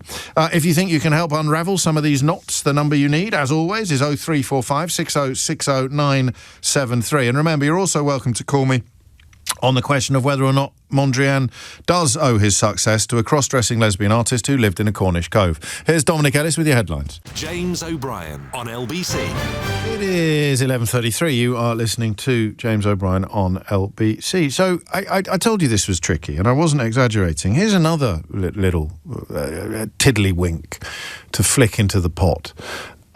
Why would anybody, why would a foreign-trained doctor, a foreign medical graduate, get a job ahead of a British medical graduate? Now, if the answer to that question is because they're cheaper or some obvious and simplistic thing, then things do not get more complicated. But if the answer to that question is because we go through a full and frank we go through a full interview process and we hire the person that we think suits our needs best at the end of it. In which case, suggesting that they shouldn't get the gig and it should go instead to the person who was British trained but came third or fourth in the interview process, that assumes a rather different complexion, right? Well, it does for me, at least. Victoria is in Nottingham. Victoria, what would you like to say? Hi. Hello. I am a... hi, can you hear me okay? Yeah. I think there's a delay on the line. We'll have to sort that out. Why does that happen? I'm just going to have a quick chat with Keith. You talk among yourselves for a minute. Do we know why that happens? Why does someone go from not being on delay when they talk to the producer to being on delay when they come through to me? A little bit of a glitch. It could be a little glitch with the signal. I don't know. That's our technical input on today's program. I don't know. I mean, I don't know either. Louise is in Luton. Louise, what made you pick up the phone? I'm currently a resident doctor applying for specialty training at the moment. Boom! So I thought it was quite... Right on the money. Yes. Yeah. But I think I just wanted to say, I feel like the policy tends to shine a light on the main issue at hand, which is the fact that we just don't have enough specialty training positions. So we're having to get to this point of talking about prioritising UK medical graduates over overseas graduates, which maybe is something we should have thought about a while back, because a lot of countries already do it. But I wouldn't necessarily say that that's the main issue at hand. I feel like we need more training spaces, and that is the crux of the matter. Well, yes and no. Give me the confidence of a radio presenter arguing with somebody about the thing that is literally their life and their livelihood. It's pathetic, really, but you're used to it by now. There were 12,000 training roles in 2019, there are, and last year there were 12,000 applications. I beg your pardon. Last year there were 12,000 roles. So if you married those two statistics together, you have an almost perfect situation where everybody who wants a role gets one, and there's enough roles for everybody who wants one. Do we know why they, we use the word we, you did, but it was actually why they in 2019 did the thing, or in 2020, that Streeting and the current government now want to undo? Do we know why they opened up the application process to foreign graduates on the same criteria as British graduates?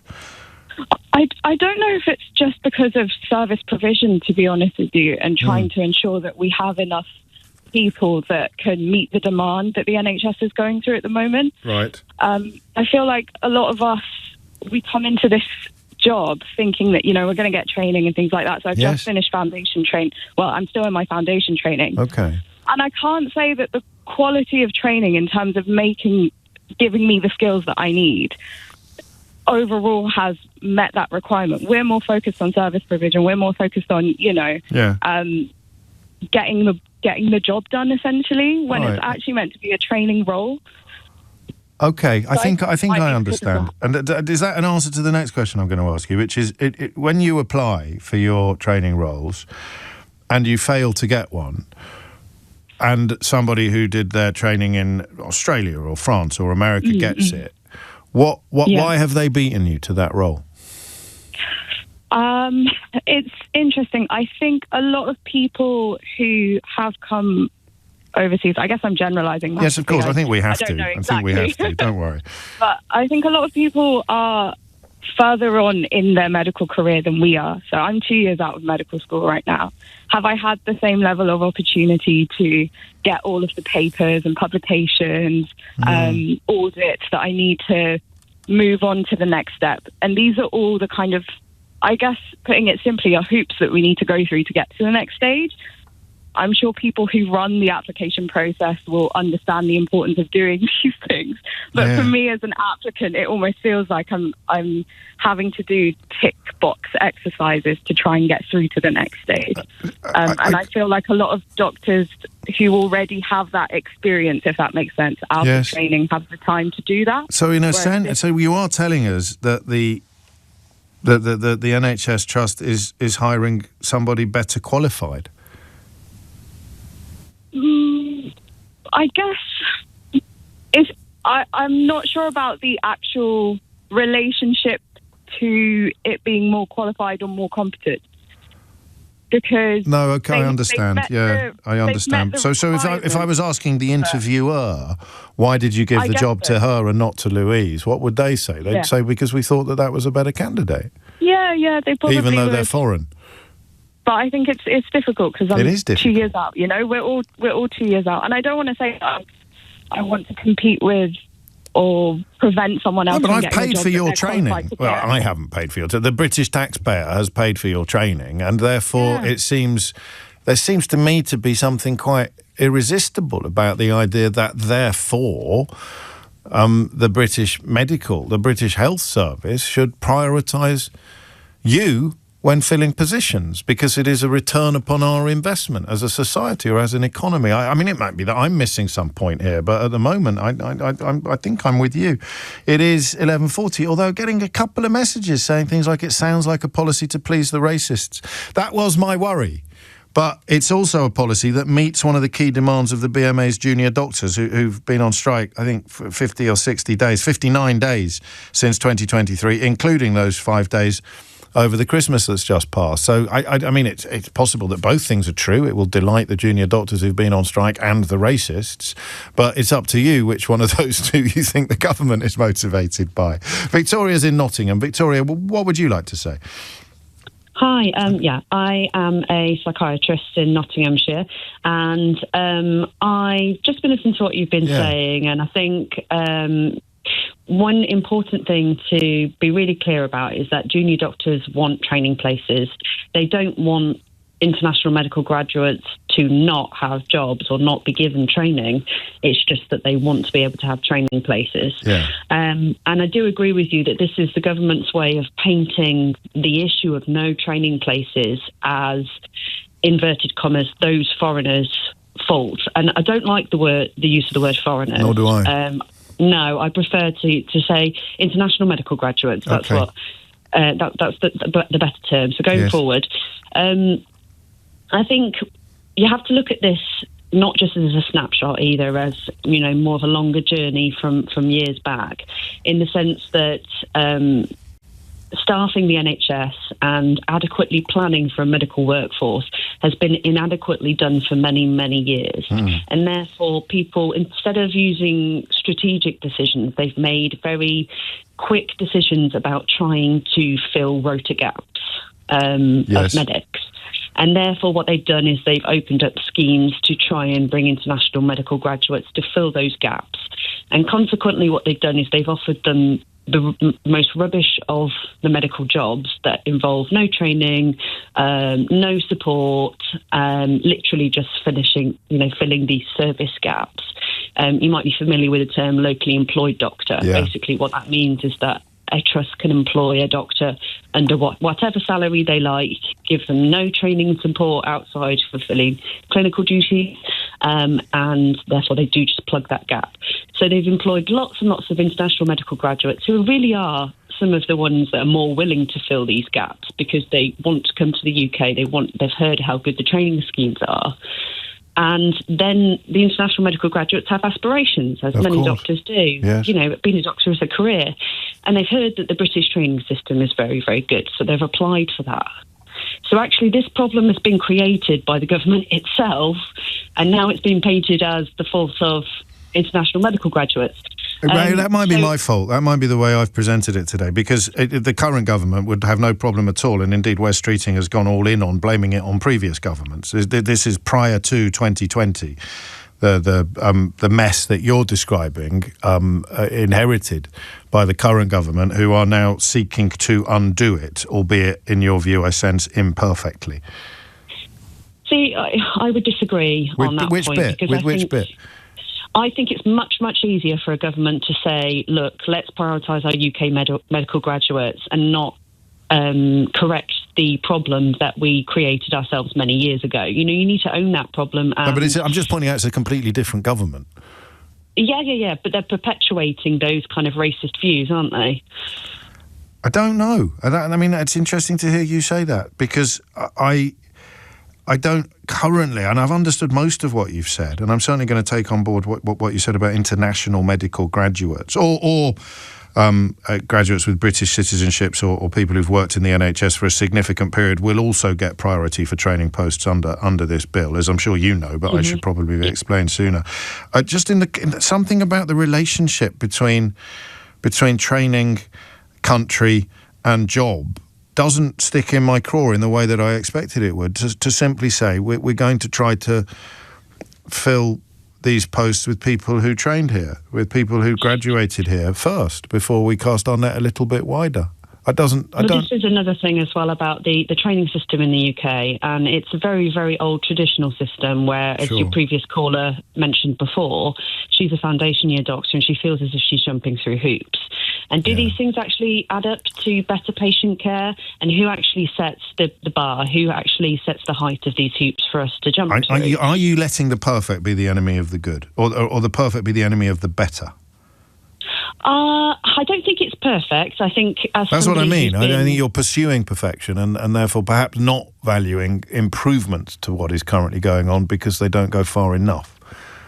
I think improvements to what's going on at the moment would be to recognise those doctors who aren't in training at the moment, of which there are many, many. What we do know is that the GMC's workforce report says that locally employed doctors and SAS doctors, who are doctors not in a training scheme and not a consultant, make an increasing proportion of doctors, and those doctors' experience needs to be recognised outside of training schemes, and basically it means that training schemes aren't really fit for purpose. Okay, but no one yet is really talking about rewiring or dismantling and rebuilding the entire system. Actually. There is a medical training review. Well, then you preempted my final question, which is, why are the BMA agitating for what you don't think is a good thing? I think, or campaigning, not agitating. You can't really say BMA. What you're looking at is you're looking at the Residents Doctors Committee within the BMA. Well, no, the strike mandate for 59 days since 2023 comes from the membership, not from the committee. It does, but the resident doctor membership. So nobody was asked about this that wasn't a resident doctor. So this is purely the resident doctors. But this is what they want. And needs. Yes. And what they're wanting is more training places, aren't they? Yes. And also they're wanting international medical graduates to be the second port of call rather than the first equal. I think. So why are they doing that? Is what I'm asking you. You may not know. I mean, I'm curious.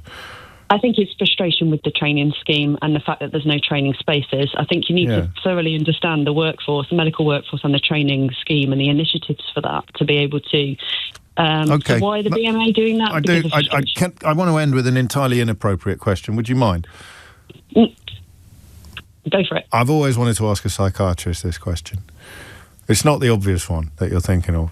I know quite a few doctors, but I don't know any psychiatrists, either in my personal or my professional life.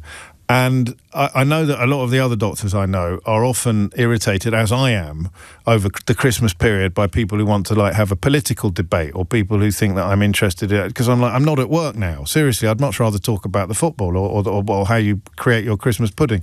Do psychiatrists ever get members of the public after a kind of a cheeky diagnosis or a little bit of sly advice? Yeah, we're often asked about individuals personally, and also individuals in the news to pass comment on individuals in the news, which obviously we're not allowed to under new kind of guidance. And do you always successfully resist that temptation, Victoria? Because I've got a list. There's saying things diplomatically, isn't there? And I suppose it's what do you want to do in that situation, if you wanted to be friends with a person or not? And exactly that. We will do it. We will take that on board. Thank you so much, and thank you for your very, very helpful guide to the complications of an issue that I already found quite complicated enough. Thank you very much. Before you made everything more complicated. James O'Brien on LBC. It is 11:51, and it is a policy or an idea that doesn't fit neatly into any particular political pigeonhole, does it? The law will change to require the NHS to offer training jobs to UK graduates before it offers any training jobs to international medical graduates. In fact, the NHS will not be allowed to offer international medical graduates training jobs unless no British ones have applied for the role. Victoria was right, wasn't she? It does somehow feel differently when you replace the word foreigner, which the Times elected to use in its opening line today, with the words international medical graduates, which this article in the Times introduced over halfway through the article. It feels different to me, at least, but maybe that's a me problem rather than an article problem. 11:52 is the time. Why are you comfortable with this when you would be uncomfortable with so many other suggestions that seem to be fileable under we should be training our own and therefore making foreign-born doctors, not international medical graduates, talking about two different things, feel unwelcome or unvalued. Hassan is in Liverpool. Hassan, what made you pick up the phone? Hi, James. I am a doctor. I've been a resident doctor for 5 years now. Okay. I've had experience working in Australia, but also the NHS after I graduated. The reason I'm calling is because I'm in the process of, I've been rejected from my medical training application this year. And I want to try and put this as simply as I can. Yeah. I've been a doctor for 5 years, so I'm fully qualified, fully trained to do the job. Now, anybody else in my position who has presented a medical poster at an international conference, yes, done a PhD, has a first author publication, has taught students for 3 months, and has written chapters in a medical textbook. If you tick all of those boxes and are in my position, you still would not have got an interview for medical training this year. Why not? Because who's getting the interviews? People with all of that and more. Wow. So it's not only about if you're a good doctor anymore. It's not only about if you've been a doctor for 5 years and were trained in the NHS. It's about if you've been a doctor and have won a Nobel Peace Prize and a PhD and everything else. And a few of your previous callers have mentioned it as well, and you've touched on it, as to whether or not that correlates to somebody being a good doctor. And actually, my opinion is no. But there's two things going on here. I'm more confused. I hate it when this happens. It's almost always my fault. I'm going to be more confused at the end of this than I was at the beginning, because on the one hand, we've got the suggestion that international medical graduates are coming in to plug holes in the system, in the rota system, that some British graduates may not particularly want to plug. And then you've got us saying that because of the other things that are on offer to international medical graduates in other countries that they can get in the United Kingdom that they can't perhaps get in their own country or elsewhere, in terms of other elements of lifestyle and not necessarily livelihood, they're coming here and pushing people like you into the background. So you've almost got people above you on the scale and people below you on the scale, creating the difficulty you have getting the contract that you want. Yeah. I mean. Does that sound right? Did that make sense? It didn't make perfect sense to me. Did you understand what I just said? I do understand what you're saying. It's because you're a doctor. I do understand what you're saying, but look, the way I see it is, so I applied for a job. While I'm not in a training position, I still need to find some sort of employment, and that can be in the form of locum work, or it can be in the form of just an out of training position.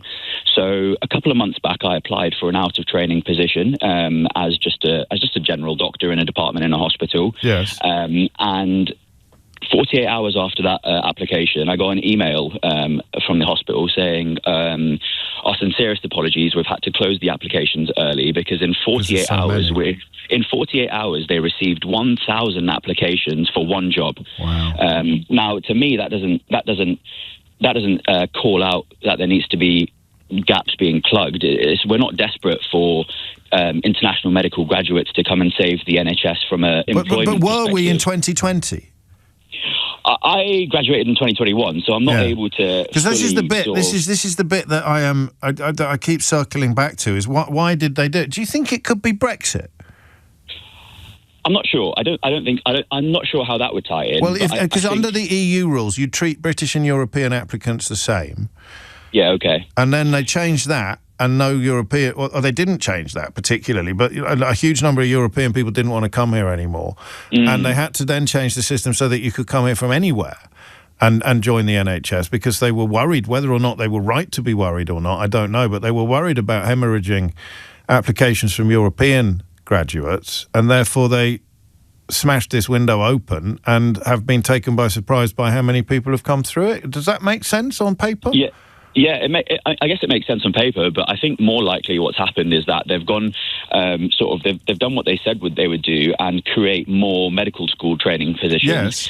More and more medical schools are popping up, private medical schools, public medical schools, more spaces are being created at current medical schools, but actually they've gone and done that, which is great, you're graduating more doctors. But they haven't increased the number of training posts. Yeah, they have nowhere to go, and actually for the first time in, as far as I'm aware, we're actually seeing doctors who are graduating from medical school, finishing medical school, and they're not guaranteed a foundation training job, which is crazy to me. Like, I mean, so this is a step in the right direction, but it's by no means the end of the journey.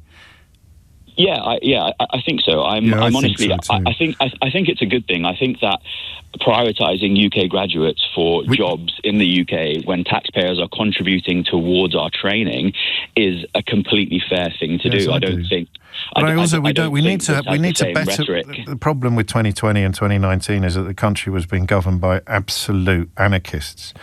And so we need to fully understand why this happened in 2020. And I've had a proper look around and I mean, could it be COVID related? That seems unlikely. But what they are seeking to undo can only really be judged when we fully understand what was done.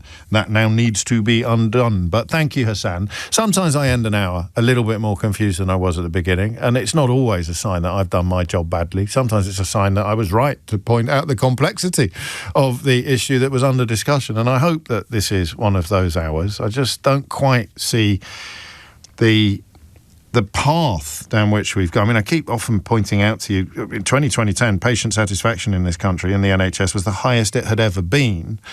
And obviously that graph just plummets ever downwards throughout the 14 years of Conservative rule. But this milestone on that graph, this odd reversal where you've gone from having 12,000 applicants in 2019 to having 40,000 applicants this year for 12,000 posts, which just doesn't seem to me to make sense on any level. We will be returning to this territory, but not today, because it is Wednesday, which means PMQs is on the way. And after that, we will be returning to that fascinating journalism being done on The Observer regarding the best-selling, the mega-selling memoirs, The Salt Path. That story just gets, as Alice in Wonderland would have said, curiouser and curiouser. And then Simon Marks will be joining us for reasons that I'm sure I don't need to explain to you, but I will anyway, to bring us up to speed with developments in the United States, in the White House, and the broader ramifications thereof. But before all of that, Natasha Clark is here to tee up PMQs.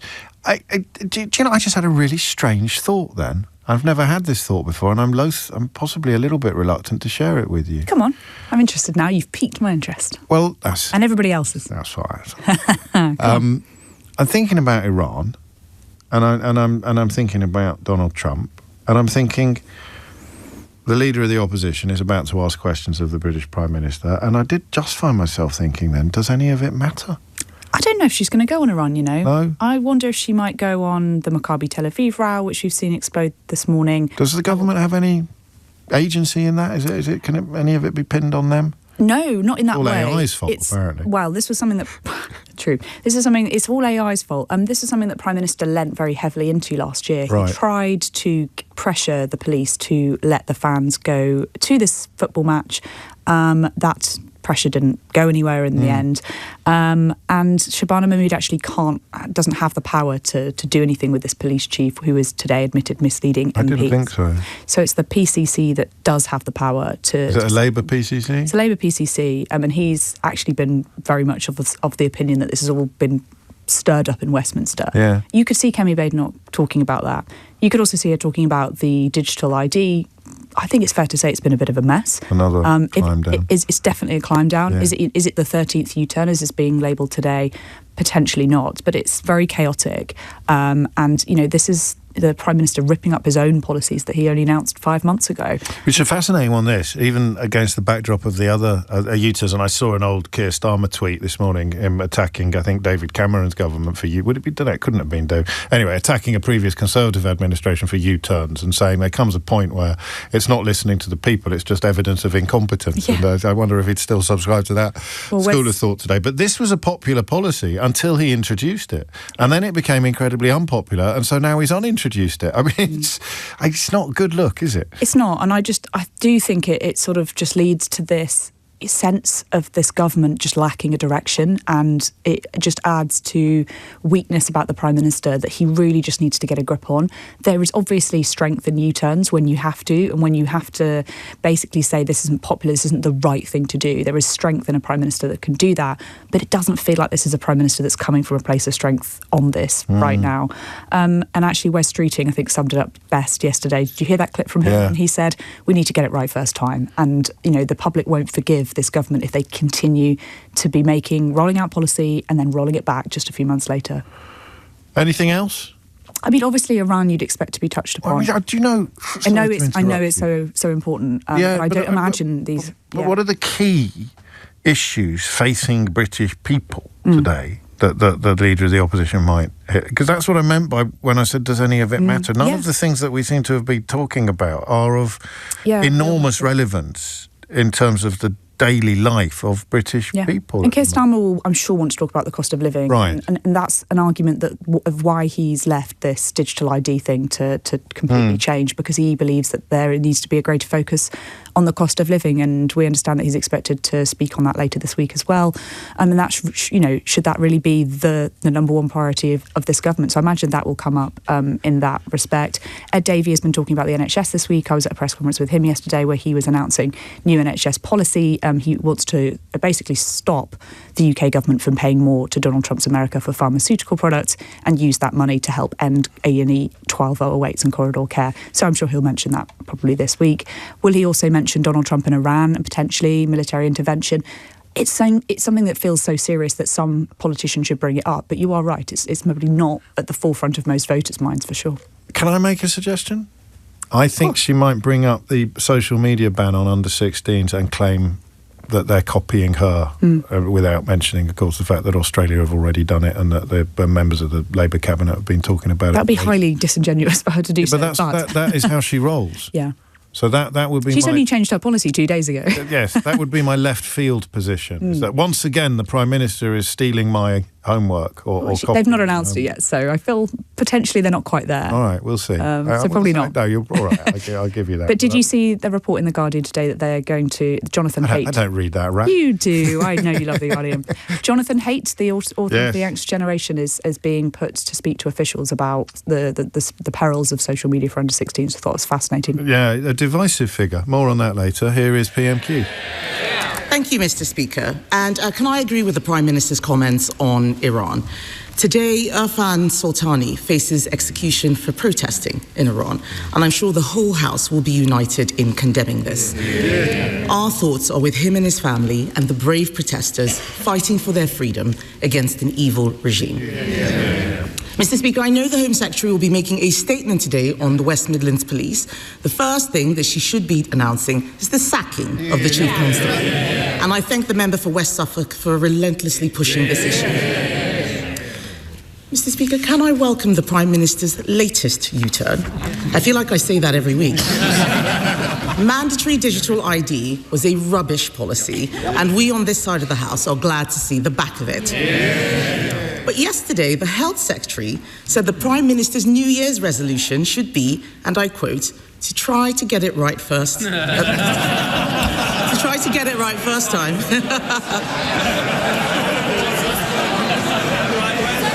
Try to get it right first time. Yes, you did say that. You did say that. My question is, does he agree?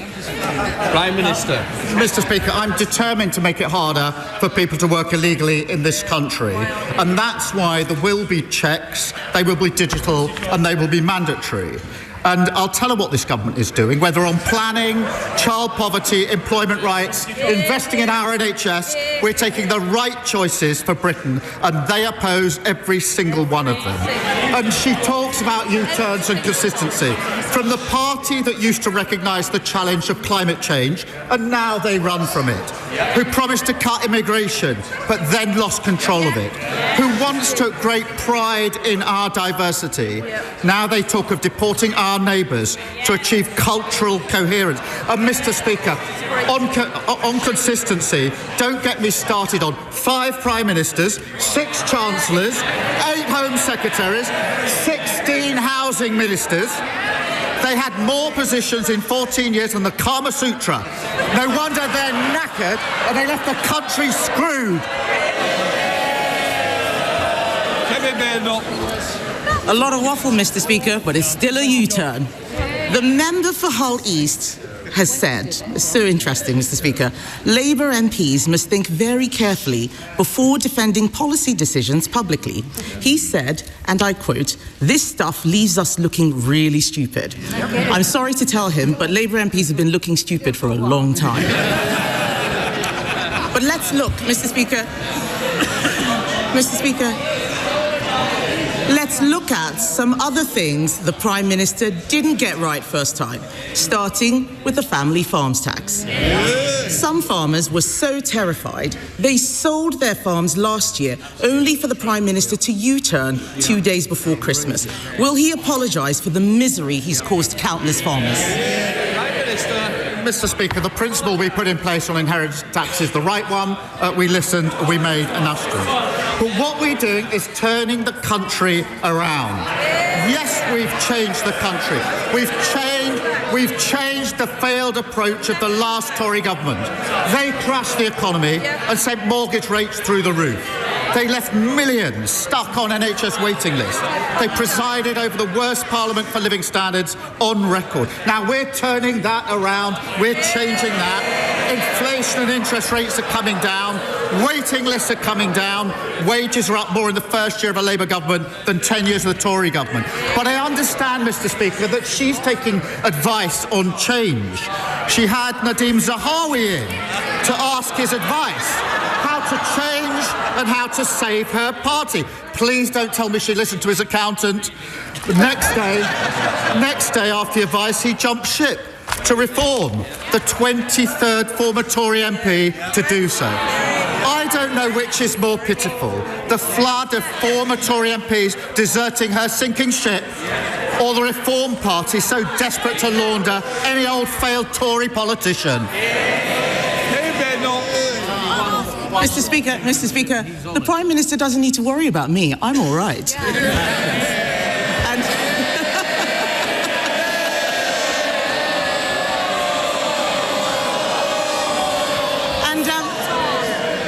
And I didn't hear an apology to the farmers.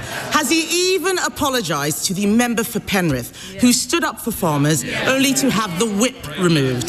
This Prime Minister treats his MPs so badly, they follow his lead and he hangs them out to dry every time. Let's turn to another area the Prime Minister has got wrong.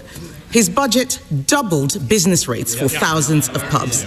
So can the Prime Minister tell us, is there going to be any change to his business rates policy? Prime Minister. Mr. Speaker, we're working with the sector to ensure that they get the support that they need. I have to say, the Leader of the Opposition's newfound concern for pubs will come as a surprise to anyone who remembers the 7,000 pubs that were closed under the Tories. And as Business Secretary, she didn't say a word about it. So we support business. We also support workers, Mr. Speaker. And that's why we passed our Employment Rights Act. And on Mr. Speaker, on Monday, the Business Secretary and I went to Croydon to discuss our Employment Rights Act with workers there. They were very keen on the paternity rights and the maternity rights, which I know the Leader of the Opposition opposes. And whilst we were there at IKEA, they showed me their new prototype, the IKEA Shadow Cabinet. The trouble is, nobody wants to buy it. It's mainly constructed of old dead wood. And every time you lose a nut, it defects to reform.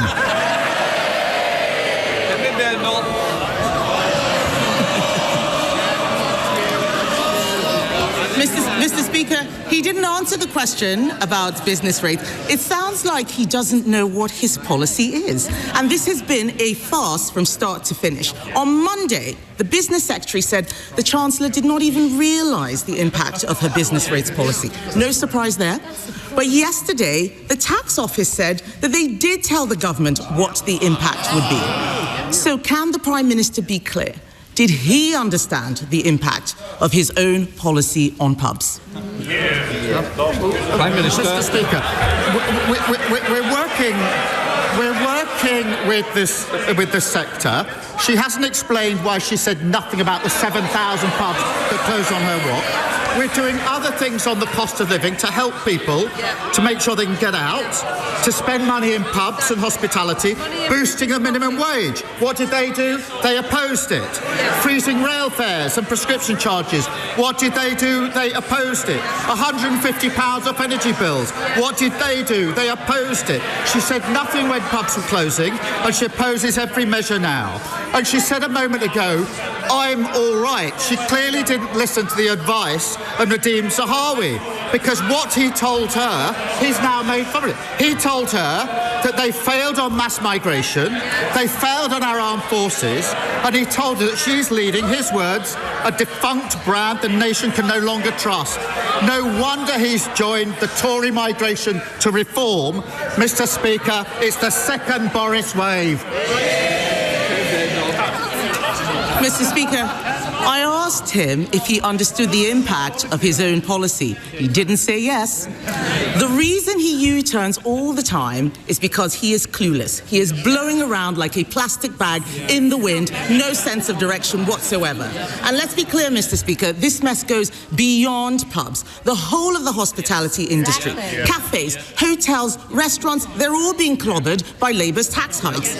There is an answer to this. Conservatives would abolish business rates for small businesses on the high street. Mr. Speaker, yes, they're all chuntering. He's already agreeing with us on family farms tax. He's already agreeing with us on digital ID. Why doesn't he make it a hat trick and abolish business rates for the high street? Mr. Speaker, they crashed the economy, and now they want to give lectures. She's wondering why nobody's listening to them. Nobody is ever going to listen to them on the economy ever again. Mr. Speaker, in 18 months, because of the decisions we've made, inflation is falling, and the Bank of England say it's coming back down to target. We've had 6 interest rate cuts in a row. Wages are up more in the first year of a Labour government than under the first 10 years of their government, and we beat the forecasts on growth for 2025. We're turning this country around after the appalling mess that they left it in. He says no one's going to listen to us. Who's going to listen to him? The winter fuel allowance, U-turn. Waspy women, U-turn. The two-child benefit cap, U-turn. Grooming gangs inquiry, U-turn. The family farms tax, U-turn. Digital ID, U-turn. Jury trials, U-turn. We hope so. We hope so.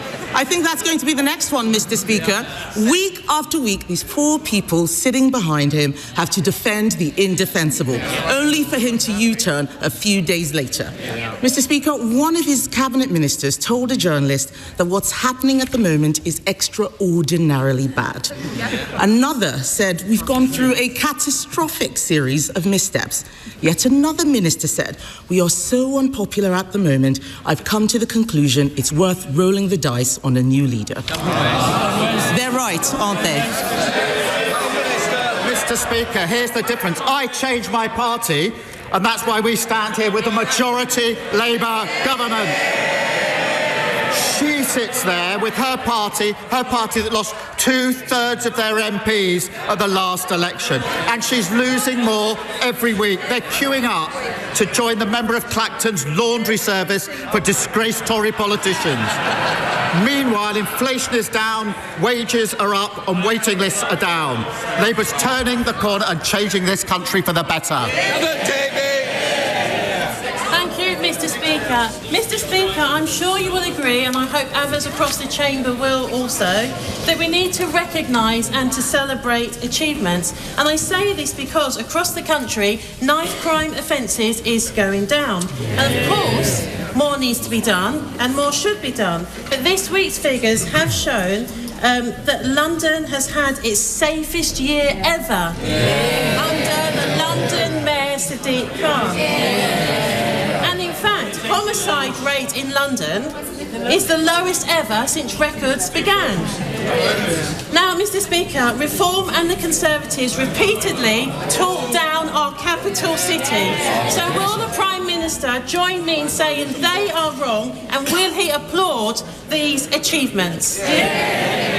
Well, she draws attention to the important work of the Mayor of London, and nobody should be talking our country down or talking London down.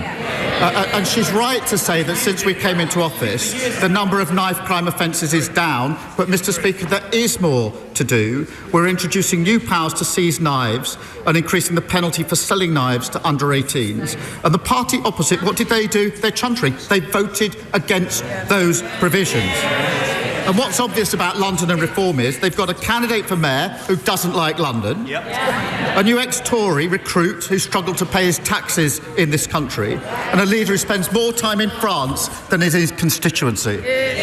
Sir Ed David, leader of the Liberal Democrat. Thank you, Mr. Speaker. Can I associate myself and my party with the Prime Minister's comments on Iran? And can I encourage him to go even further on sanctions and also prescribe the IRG? Mr. Speaker, Sandra is 71. She has bladder cancer. Just after Christmas, she went into her local A&E. She had to wait 31 hours to be admitted on a plastic trolley and in a plastic chair. Last year, more than 500,000 people waited for over 12 hours in A&E to be admitted, more than any year in the history of the NHS. Mr. Speaker, this corridor care crisis was created by the Conservatives, but it's got worse under Labour. So will the Prime Minister end this scandal by taking up our plan to end all 12-hour A&E waits this year? Prime Minister. Can I first say through him to Sandra that that's simply not acceptable for her or for anybody else, and I'd appreciate if he passes that on to her directly. We have put record investment into the NHS so we can turn this problem around, and we are turning it around. I would say to him that he puts forward his plans for change, but he never votes for the increase in investment and the measures that are needed to actually put that into practice. You can't change things without investing in them. You can't call for change and vote against a budget that puts a record investment into the NHS. Sir Ed Davey. Mr. Speaker, we saw what happened to the last government when they failed to improve the NHS, and if the Prime Minister's not careful, that will happen to his. Mr. Speaker, Last month, I asked the Prime Minister to get a grip of South East Water, who'd left thousands of people in Royal Tunbridge Wells without water. Now it's happened again, not only in Tunbridge Wells, but in East Grinstead, Burgess Hill, Havers Heath, and other parts of Kent and Sussex. Families, pensioners, schools, care homes, businesses without any water since Saturday. And the water company bosses involved now stand accused of misleading Parliament over their failures. Mr. Speaker, South East Water keeps failing its customers over and over again. So will the government immediately strip them of their licence? Prime Minister. Can I thank him for raising this, because the situation is clearly totally unacceptable. He will want to know that ministers have chaired daily emergency meetings to hold the company to account, to deliver on the change that's urgently needed at the moment in all the areas that he mentioned. We've also doubled the compensation rates for individuals and businesses, and we're absolutely clear the company must urgently invest in infrastructure, and we'll publish the Water White Paper in due course, but we are holding those daily meetings to hold this company to account. Dr. Maria Timble. Thank you, Mr. Speaker. I'm delighted by today's... It's 21 minutes after 12. Some analysis of what you've just heard after you've listened to this. James O'Brien on LBC. It is 23 minutes after 12, and you are listening to James O'Brien on LBC. James O'Brien and Natasha Clark, indeed, our political editor, whose predictions regarding PMQs this week were pretty close to perfect, I think. Thanks. Up to and including the mention of the Maccabi Tel Aviv story still unfolding in Birmingham. Here's a question that is quite hard for me to phrase fairly, because I think it's a choice between a rock and a hard place.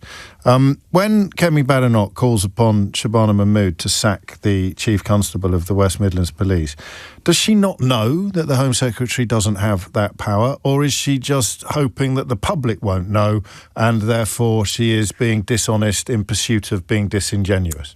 Potentially the latter, right?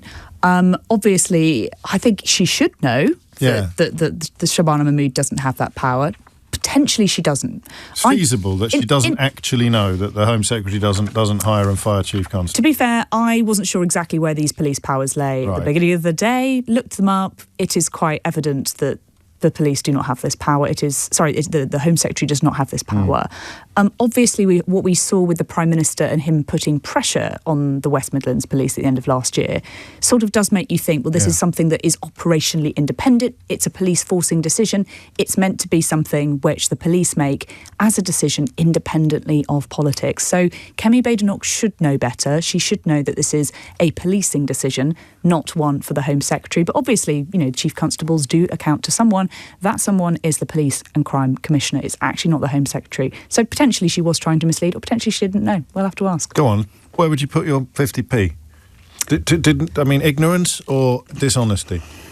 That's what I meant about a rock and a hard. Yeah, look, it could be either. I'd go for ignorance. I think probably ignorance. I do think probably ignorance, because I don't think a lot of people would know that, right? I don't think a lot of people would know that this is a Police and Crime Commissioner. Most people haven't heard of Police and Crime Commissioners, let alone know what they do. So I do think it's probably a case that she doesn't know that, but she should.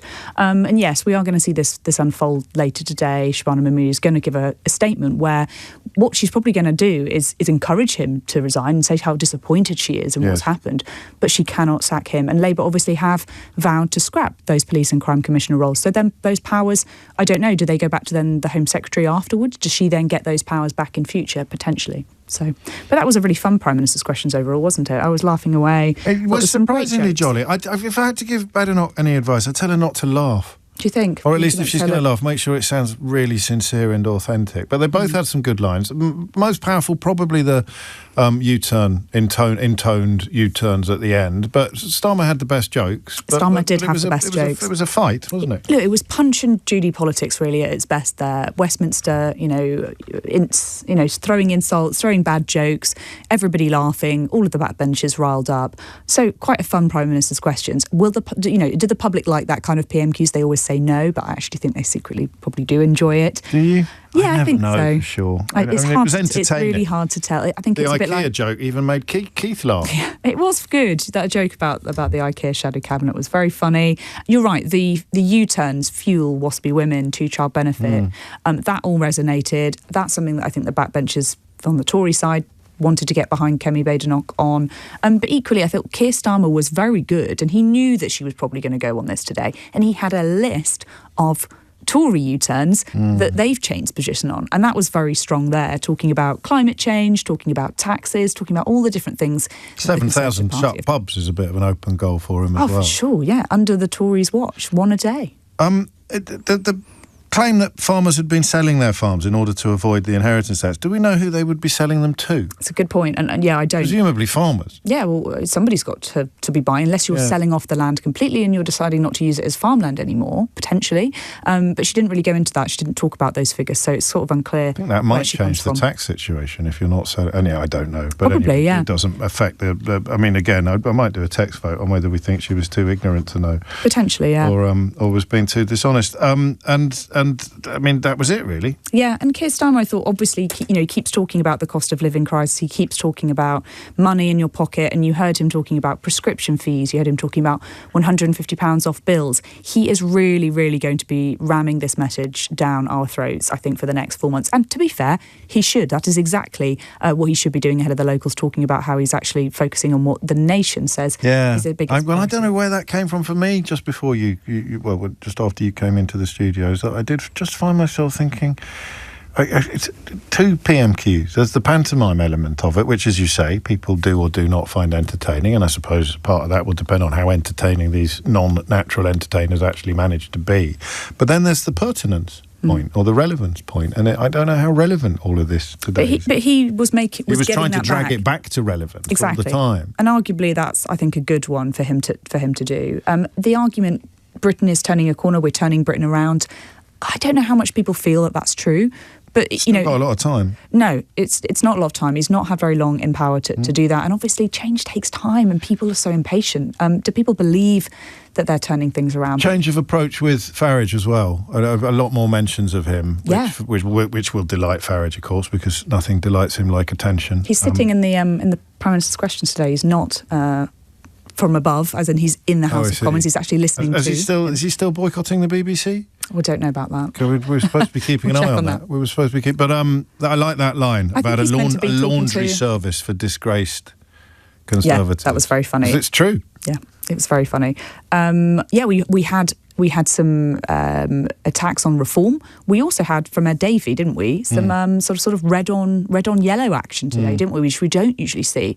And that's sort of what struck me from that Ed Davey speech that I went to yesterday, was just how scathing he was being about the Labour government, saying this is all under your watch and things have got worse. I think that's where we're heading towards ahead of these local elections, ahead of a general election, where they're going to start turning each other almost as much as Keir Starmer is going to start turning on the Reform Party. Can I give you some homework? Of course. We're going to have to talk about Wales. We're going to have to talk about Wales. Aren't we? It's getting very exciting, or at least very interesting. Which aspect? Where would you like me to go? The shift in the support and the possibility of a Plaid Cymru Senate. Apparently Farage is on with Laura Kuenssberg on. Yes, sorry, I was going to say that to you. He's on with Laura Kuenssberg as part of... But he's boycotting the BBC. Oh, not anymore. That didn't last 5 minutes. He said he was boycotting the BBC until they apologised for, I don't know, hurty words or upsetting him. Maybe one of us should text Laura and that could be her first question. Can we find out? Can we find out why? Or when the BBC apologised? Unless, of course, Farage was just lying again, which I'd probably put my money on. 12:30 is the time. Amelia Cox is here with your headlines. James O'Brien on LBC. It is 33 minutes after 12. You're listening to James O'Brien on LBC. Just trying to get to the bottom of what happened to Nigel Farage's pledge to boycott the BBC after they asked him about the extraordinary number of former pupils and classmates at Dulwich College who recall him being hideously racist, up to and including suggesting to Jewish pupils who had lost family in the Holocaust that Hitler was right, making gas chamber sound effects. He promised he was going to boycott the BBC until they apologised for that. Well, I'm delighted to tell you that Nigel's rung in to clear this up, because I'm a little bit confused. And here he is. Bernard Manning. And while I have you, if I may, a little word on this new depiction of your party as being a laundry service for disgraced Tories. My message to you is clear, plain and simple. Never trust a Tory. Did you get that? I'll repeat it. Never trust a Tory. They will always let you down. They will always betray you. Oh, interesting. Speaking of trust, I am rejoined now by Chloe Hadjimatheou, who you will recall, or if you don't, I will fill you in, as the journalist with The Observer who has been digging into this extraordinary backstory to one of the most successful literary events of the last few years, The Salt Path, a tale of triumph over adversity, of battling misery and prevailing, but which, as Chloe has previously established, the truth of which appeared to be very different from what had been presented to readers. Do you want to give us a quick, like as if this were an episode of Quantum Leap or Dallas? Actually, let me just bring that up to date for younger viewers, as if this were an episode of Succession or Industry. Do you want to just remind us of the story so far, Chloe? It's lovely to see you. Good to see you. Last time I was here, I was telling you that I had discovered that the origin story in The Salt Path essentially tells the story of Raina Wynn and her husband Moth, and how they lost their home in Wales because they were conned out of it by a friend of theirs in a dodgy business deal. And then within a week, they'd found out that Moth had a degenerative, fatal neurological disease. And they took this extraordinary decision to walk the Southwest Coastal Path, during which nature, the walk itself, and their kind of love for each other had this incredible impact on his condition and sort of reversed his symptoms. And she went on to write 2 further books, which were also top of the Sunday Times bestseller list, and there's now been a movie about this. And last summer I uncovered that the way in which they lost their house was not correct. What had actually happened was Raina Wynn, whose real name is Sally Walker, had been accused of stealing money from her employer, over $60,000 in Wales, back in 2008. She was arrested and then borrowed money against her home to repay her employer and essentially get out of a criminal investigation, and subsequently lost her home when she couldn't pay that loan off. There were also serious questions about Moth's condition and his claims to, and her claims that he not least cure from it. people with the same condition. People with the same condition, and also neurologists who specialise in this very rare condition, claimed that they'd never seen anybody display the symptoms that he had, have the condition for as many years as he's had it, and be able to halt, let alone reverse the symptoms. That was last summer. Since then, I wrote an article in The Observer. Since then, I have been in touch with Raina Wynn's family and Moth's families, and they have even more stuff to tell.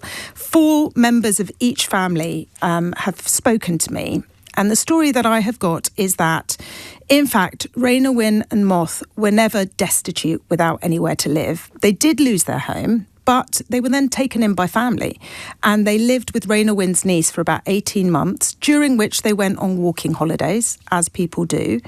It seems they didn't walk the Southwest Coastal Path in the way in which they claimed in the book, but over a series of years during walking holidays, like most people do it. Also, the families claimed that Raina Wynn emptied the bank accounts of Moth's parents and her own mother.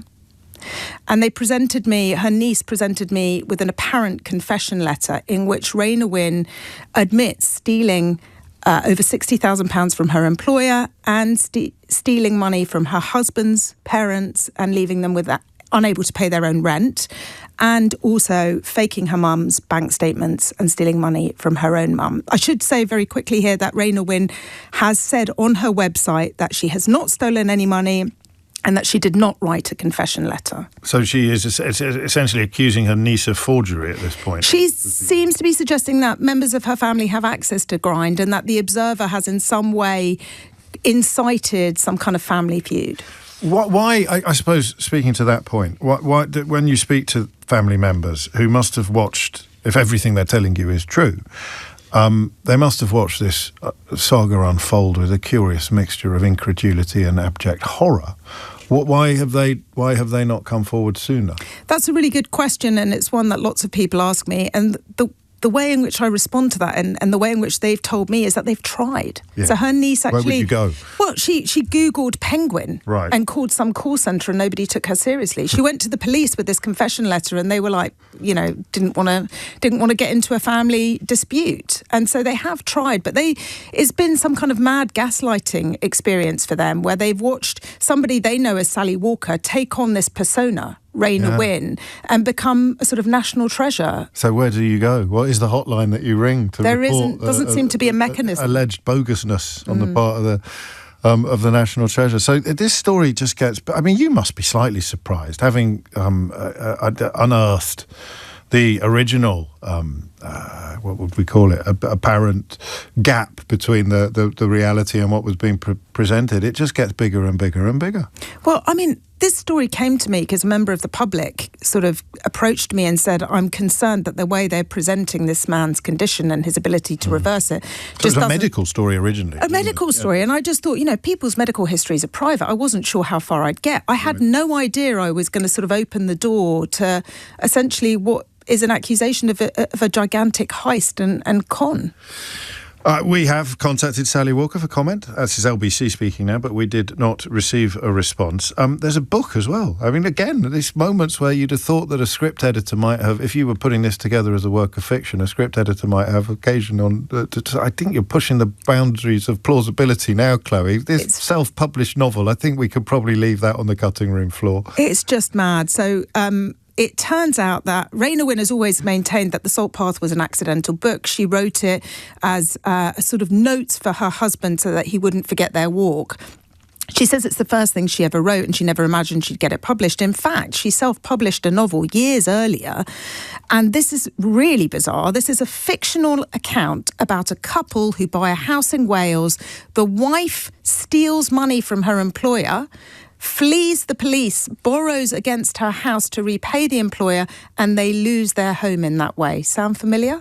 Well, what you're suggesting here is that a work of fiction that she wrote is actually more accurate with regard to their shared history than the work of non-fiction that she claimed to have written. It's bizarre. And for some reason, it seems that she was able to sort of approach the real damage she'd done, I think this novel is actually an apology, a sort of excuse for what she's done. She tries to explain herself in this novel in some way, but she wasn't able to deal with it in a memoir of her real life. And I think the place that I reached is that Raina Wynne is an incredible creator. She's an author, but she's also created personalities. Raina Wynne and Moth, and she's created backstories for them, potentially the stories she wished they'd had.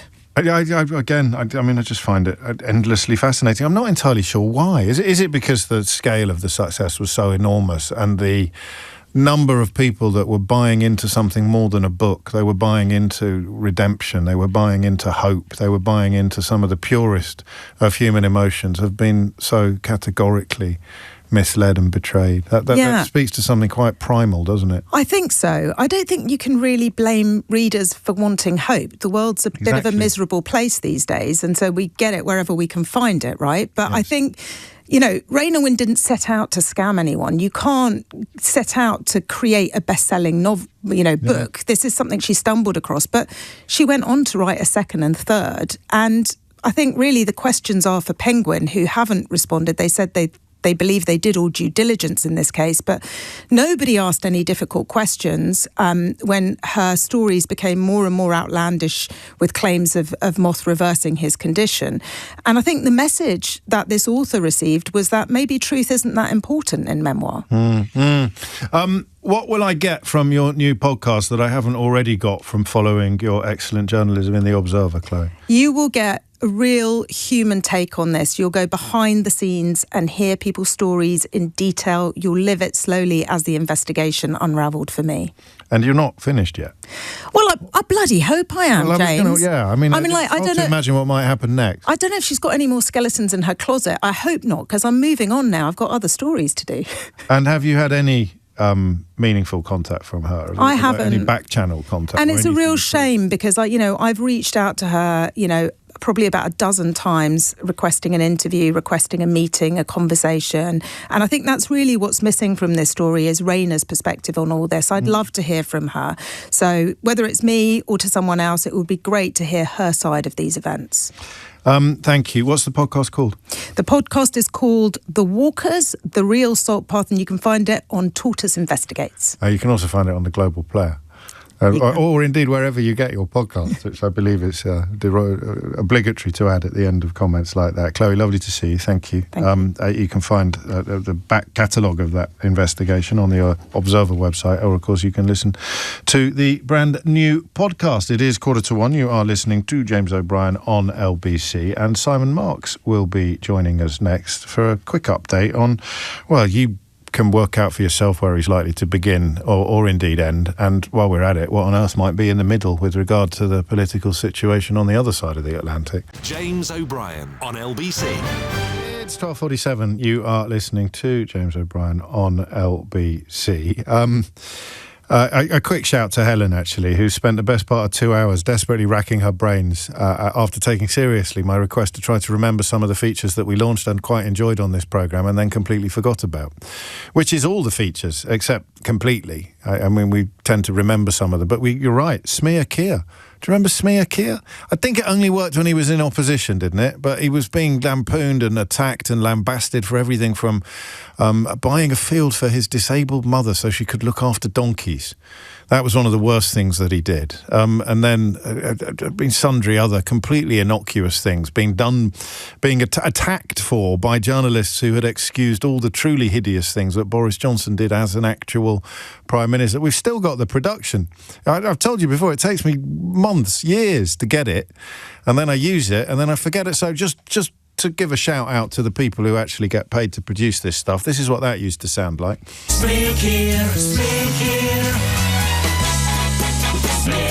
That was one of the most sophisticated pieces of production, I think, that we didn't make it. We got sent in by a listener. We outsourced it, technically speaking. And we are not outsourcing our coverage of American politics. We rely upon family for that. And Simon Marks, LBC's Washington correspondent, is with me. We'll start with the head of the Fed, Simon. We'll start with Jerome Powell, because it's probably the best example today of stuff that would have been absolutely front and centre and deadly serious and all that we could talk about under any other president, but under Donald Trump it's just one on a long list of things that we might. Yes, absolutely, James. This is, of course, Jerome Powell, the chairman of the Federal Reserve, America's independent central bank. The Federal Reserve, of course, sets monetary policy here in the United States with vast implications for the rest of us all around the world without political interference from the White House or from Congress. And what Jerome Powell learnt on Friday was that he was the subject of a criminal investigation being launched by a Trump-appointed U.S. attorney here in the District of Columbia, and not any Trump-appointed U.S. attorney. Her name is Jeanine Pirro, and that name may ring bells for some of our listeners because she was, during the Biden administration, one of the most outspoken, loud-mouthed personalities on Fox News, openly supportive of President Trump.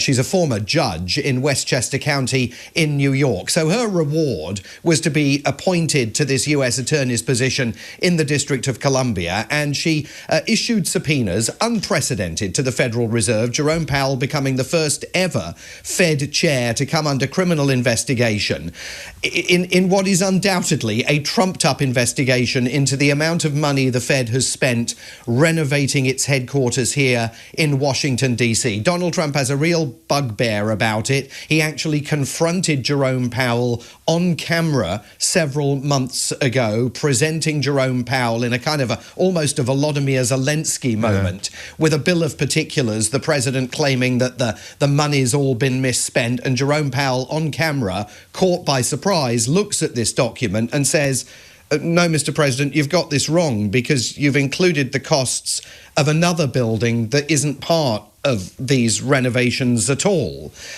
Nonetheless, Jeanine Pirro has clearly taken her cue from the White House, knows that Donald Trump wants to get rid of Jerome Powell, knows that he actively wants to control the Fed, wants to put a pliant Fed chair in who will take his calls and act on his commands when the President of the United States picks up the phone and tells the Fed chair to lower interest rates. He wants a Fed chair who's going to snap to attention. What I think they they didn't count on was the reaction to all of this. And it's looking very clear that Janine Pirro's overreached. And I think the White House is in shock over the reaction, because on Capitol Hill, even among normally loyal supporters of President Trump, Republicans are recoiling from it. And of course, around the world, so are other central bank governors issuing a stark warning of what's going to happen if Jerome Powell is ousted over this. But of course, they're still going to have to deal with the fact that in May, Jerome Powell is leaving office and Donald Trump's about to name his successor. And it will be a man who does Donald Trump's bidding. Who nominated Jerome Powell for the job back in 2017? Yes, well, extraordinarily, it was a man called Donald Trump, but he doesn't talk very much about that anymore. Instead, he blames Joe Biden for keeping Jerome Powell on. I mean, what this is an effort to pierce the independence of one of the last institutions standing here in the United States. And I think it's important to underscore, James, that all of this was playing out yesterday at the very moment that 6 prosecutors with the Department of Justice were resigning their posts in Minneapolis because they were being ordered by the no longer independent Department of Justice here in Washington to investigate not the killer ICE agent who shot Renee Nicole Good dead last week, but Ms. Good's widow.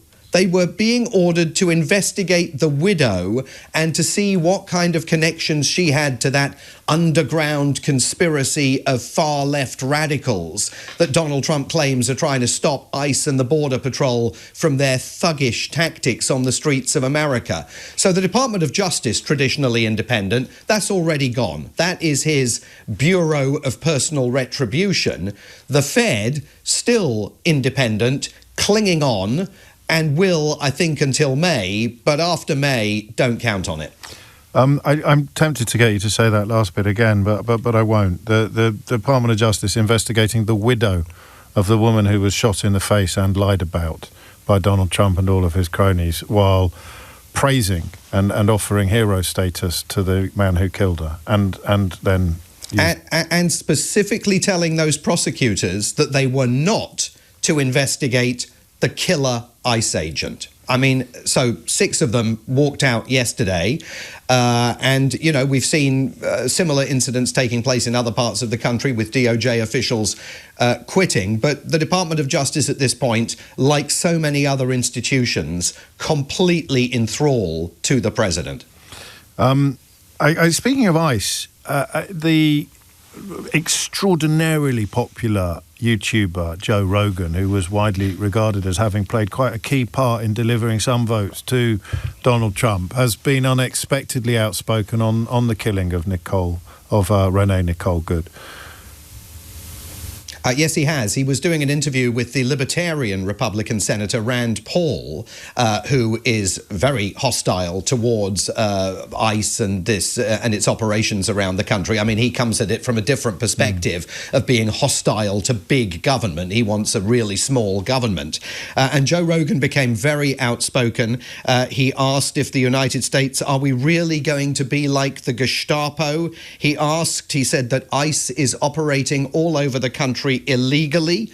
He said that the killing of Renee Nicole Good was very ugly, horrific, and in a fresh challenge to all of those Trump supporters out there who keep insisting that Renee Nicole Good was trying to kill the ICE agent, trying to ram him with her car, even Joe Rogan takes the view that she was kind of turning the car away at the time that she was shot by that ICE agent. And I think this does indicate that, as we've talked about before on the programme, James, there is a moment at which the things that Donald Trump and his henchmen and women are doing all over the country are so profoundly un-American that someone like Joe Rogan, who I think would, absolutely characterize himself as a proudly American patriot, not in the political sense that Donald Trump uses that patriot word, people look at what happened on the streets of Minneapolis last week and think that it was profoundly un-American, and it is profoundly un-American that there is going to be absolutely no sanction on that killer ICE agent. And I think it's a challenge for those people that are still out there insisting that, as the Vice President of the United States put it last week, it was a justified killing of Renee Nicole Good by that ICE agent because she was trying to attack law enforcement officers. There is not a shred of evidence to support that contention. And unlikely ever will be. A final word, and it'll have to be brief, on somebody, I think in Detroit, finally managing to speak a little bit of truth to power. So Donald Trump was touring a Ford manufacturing plant yesterday, and it didn't go entirely according to plan because one of the people watching on from up above, possibly a Ford employee, possibly someone else who was just at the factory, started screaming at Donald Trump that he was a paedophile protector, at which point Donald Trump engaged with eye contact with the man, gave him the middle finger, and mouthed more than once that the man should F off, a response that the White House has described as appropriate given the circumstances. I think what it does is underscore that the Jeffrey Epstein issue is not going away. For all of the distraction we've seen, Venezuela, Greenland, Iran, everything that's been going on, the Jeffrey Epstein issue and the fact that Donald Trump's pliant Department of Justice is still sitting on 2 million documents they are legally required to put into the public domain is seen by many Americans as a core issue, and they view what Trump is doing as distraction. They believe part of a cover-up of what Epstein was up to and what Donald Trump's relationship was with him. Simon Marks, many thanks indeed. And that is such an important observation at the end there, that it will all still be there, regardless of how many wars he starts or invasions he undertakes or presidents he kidnaps. It will all still be there. And people are increasingly concerned by it. If you missed any of today's show, you can listen back on our free global player or on the LBC app, where you can stay up to date on all the top stories and opinions. You can put your news categories in the order you want. You can pause and rewind live radio and listen to a range of podcasts, including James O'Brien Daily, the best bits from this show every day. Download the official LBC app for free from your app store now. Tom Sawbrick coming up at 4 on LBC, but now it's time for Sheila Fogarty.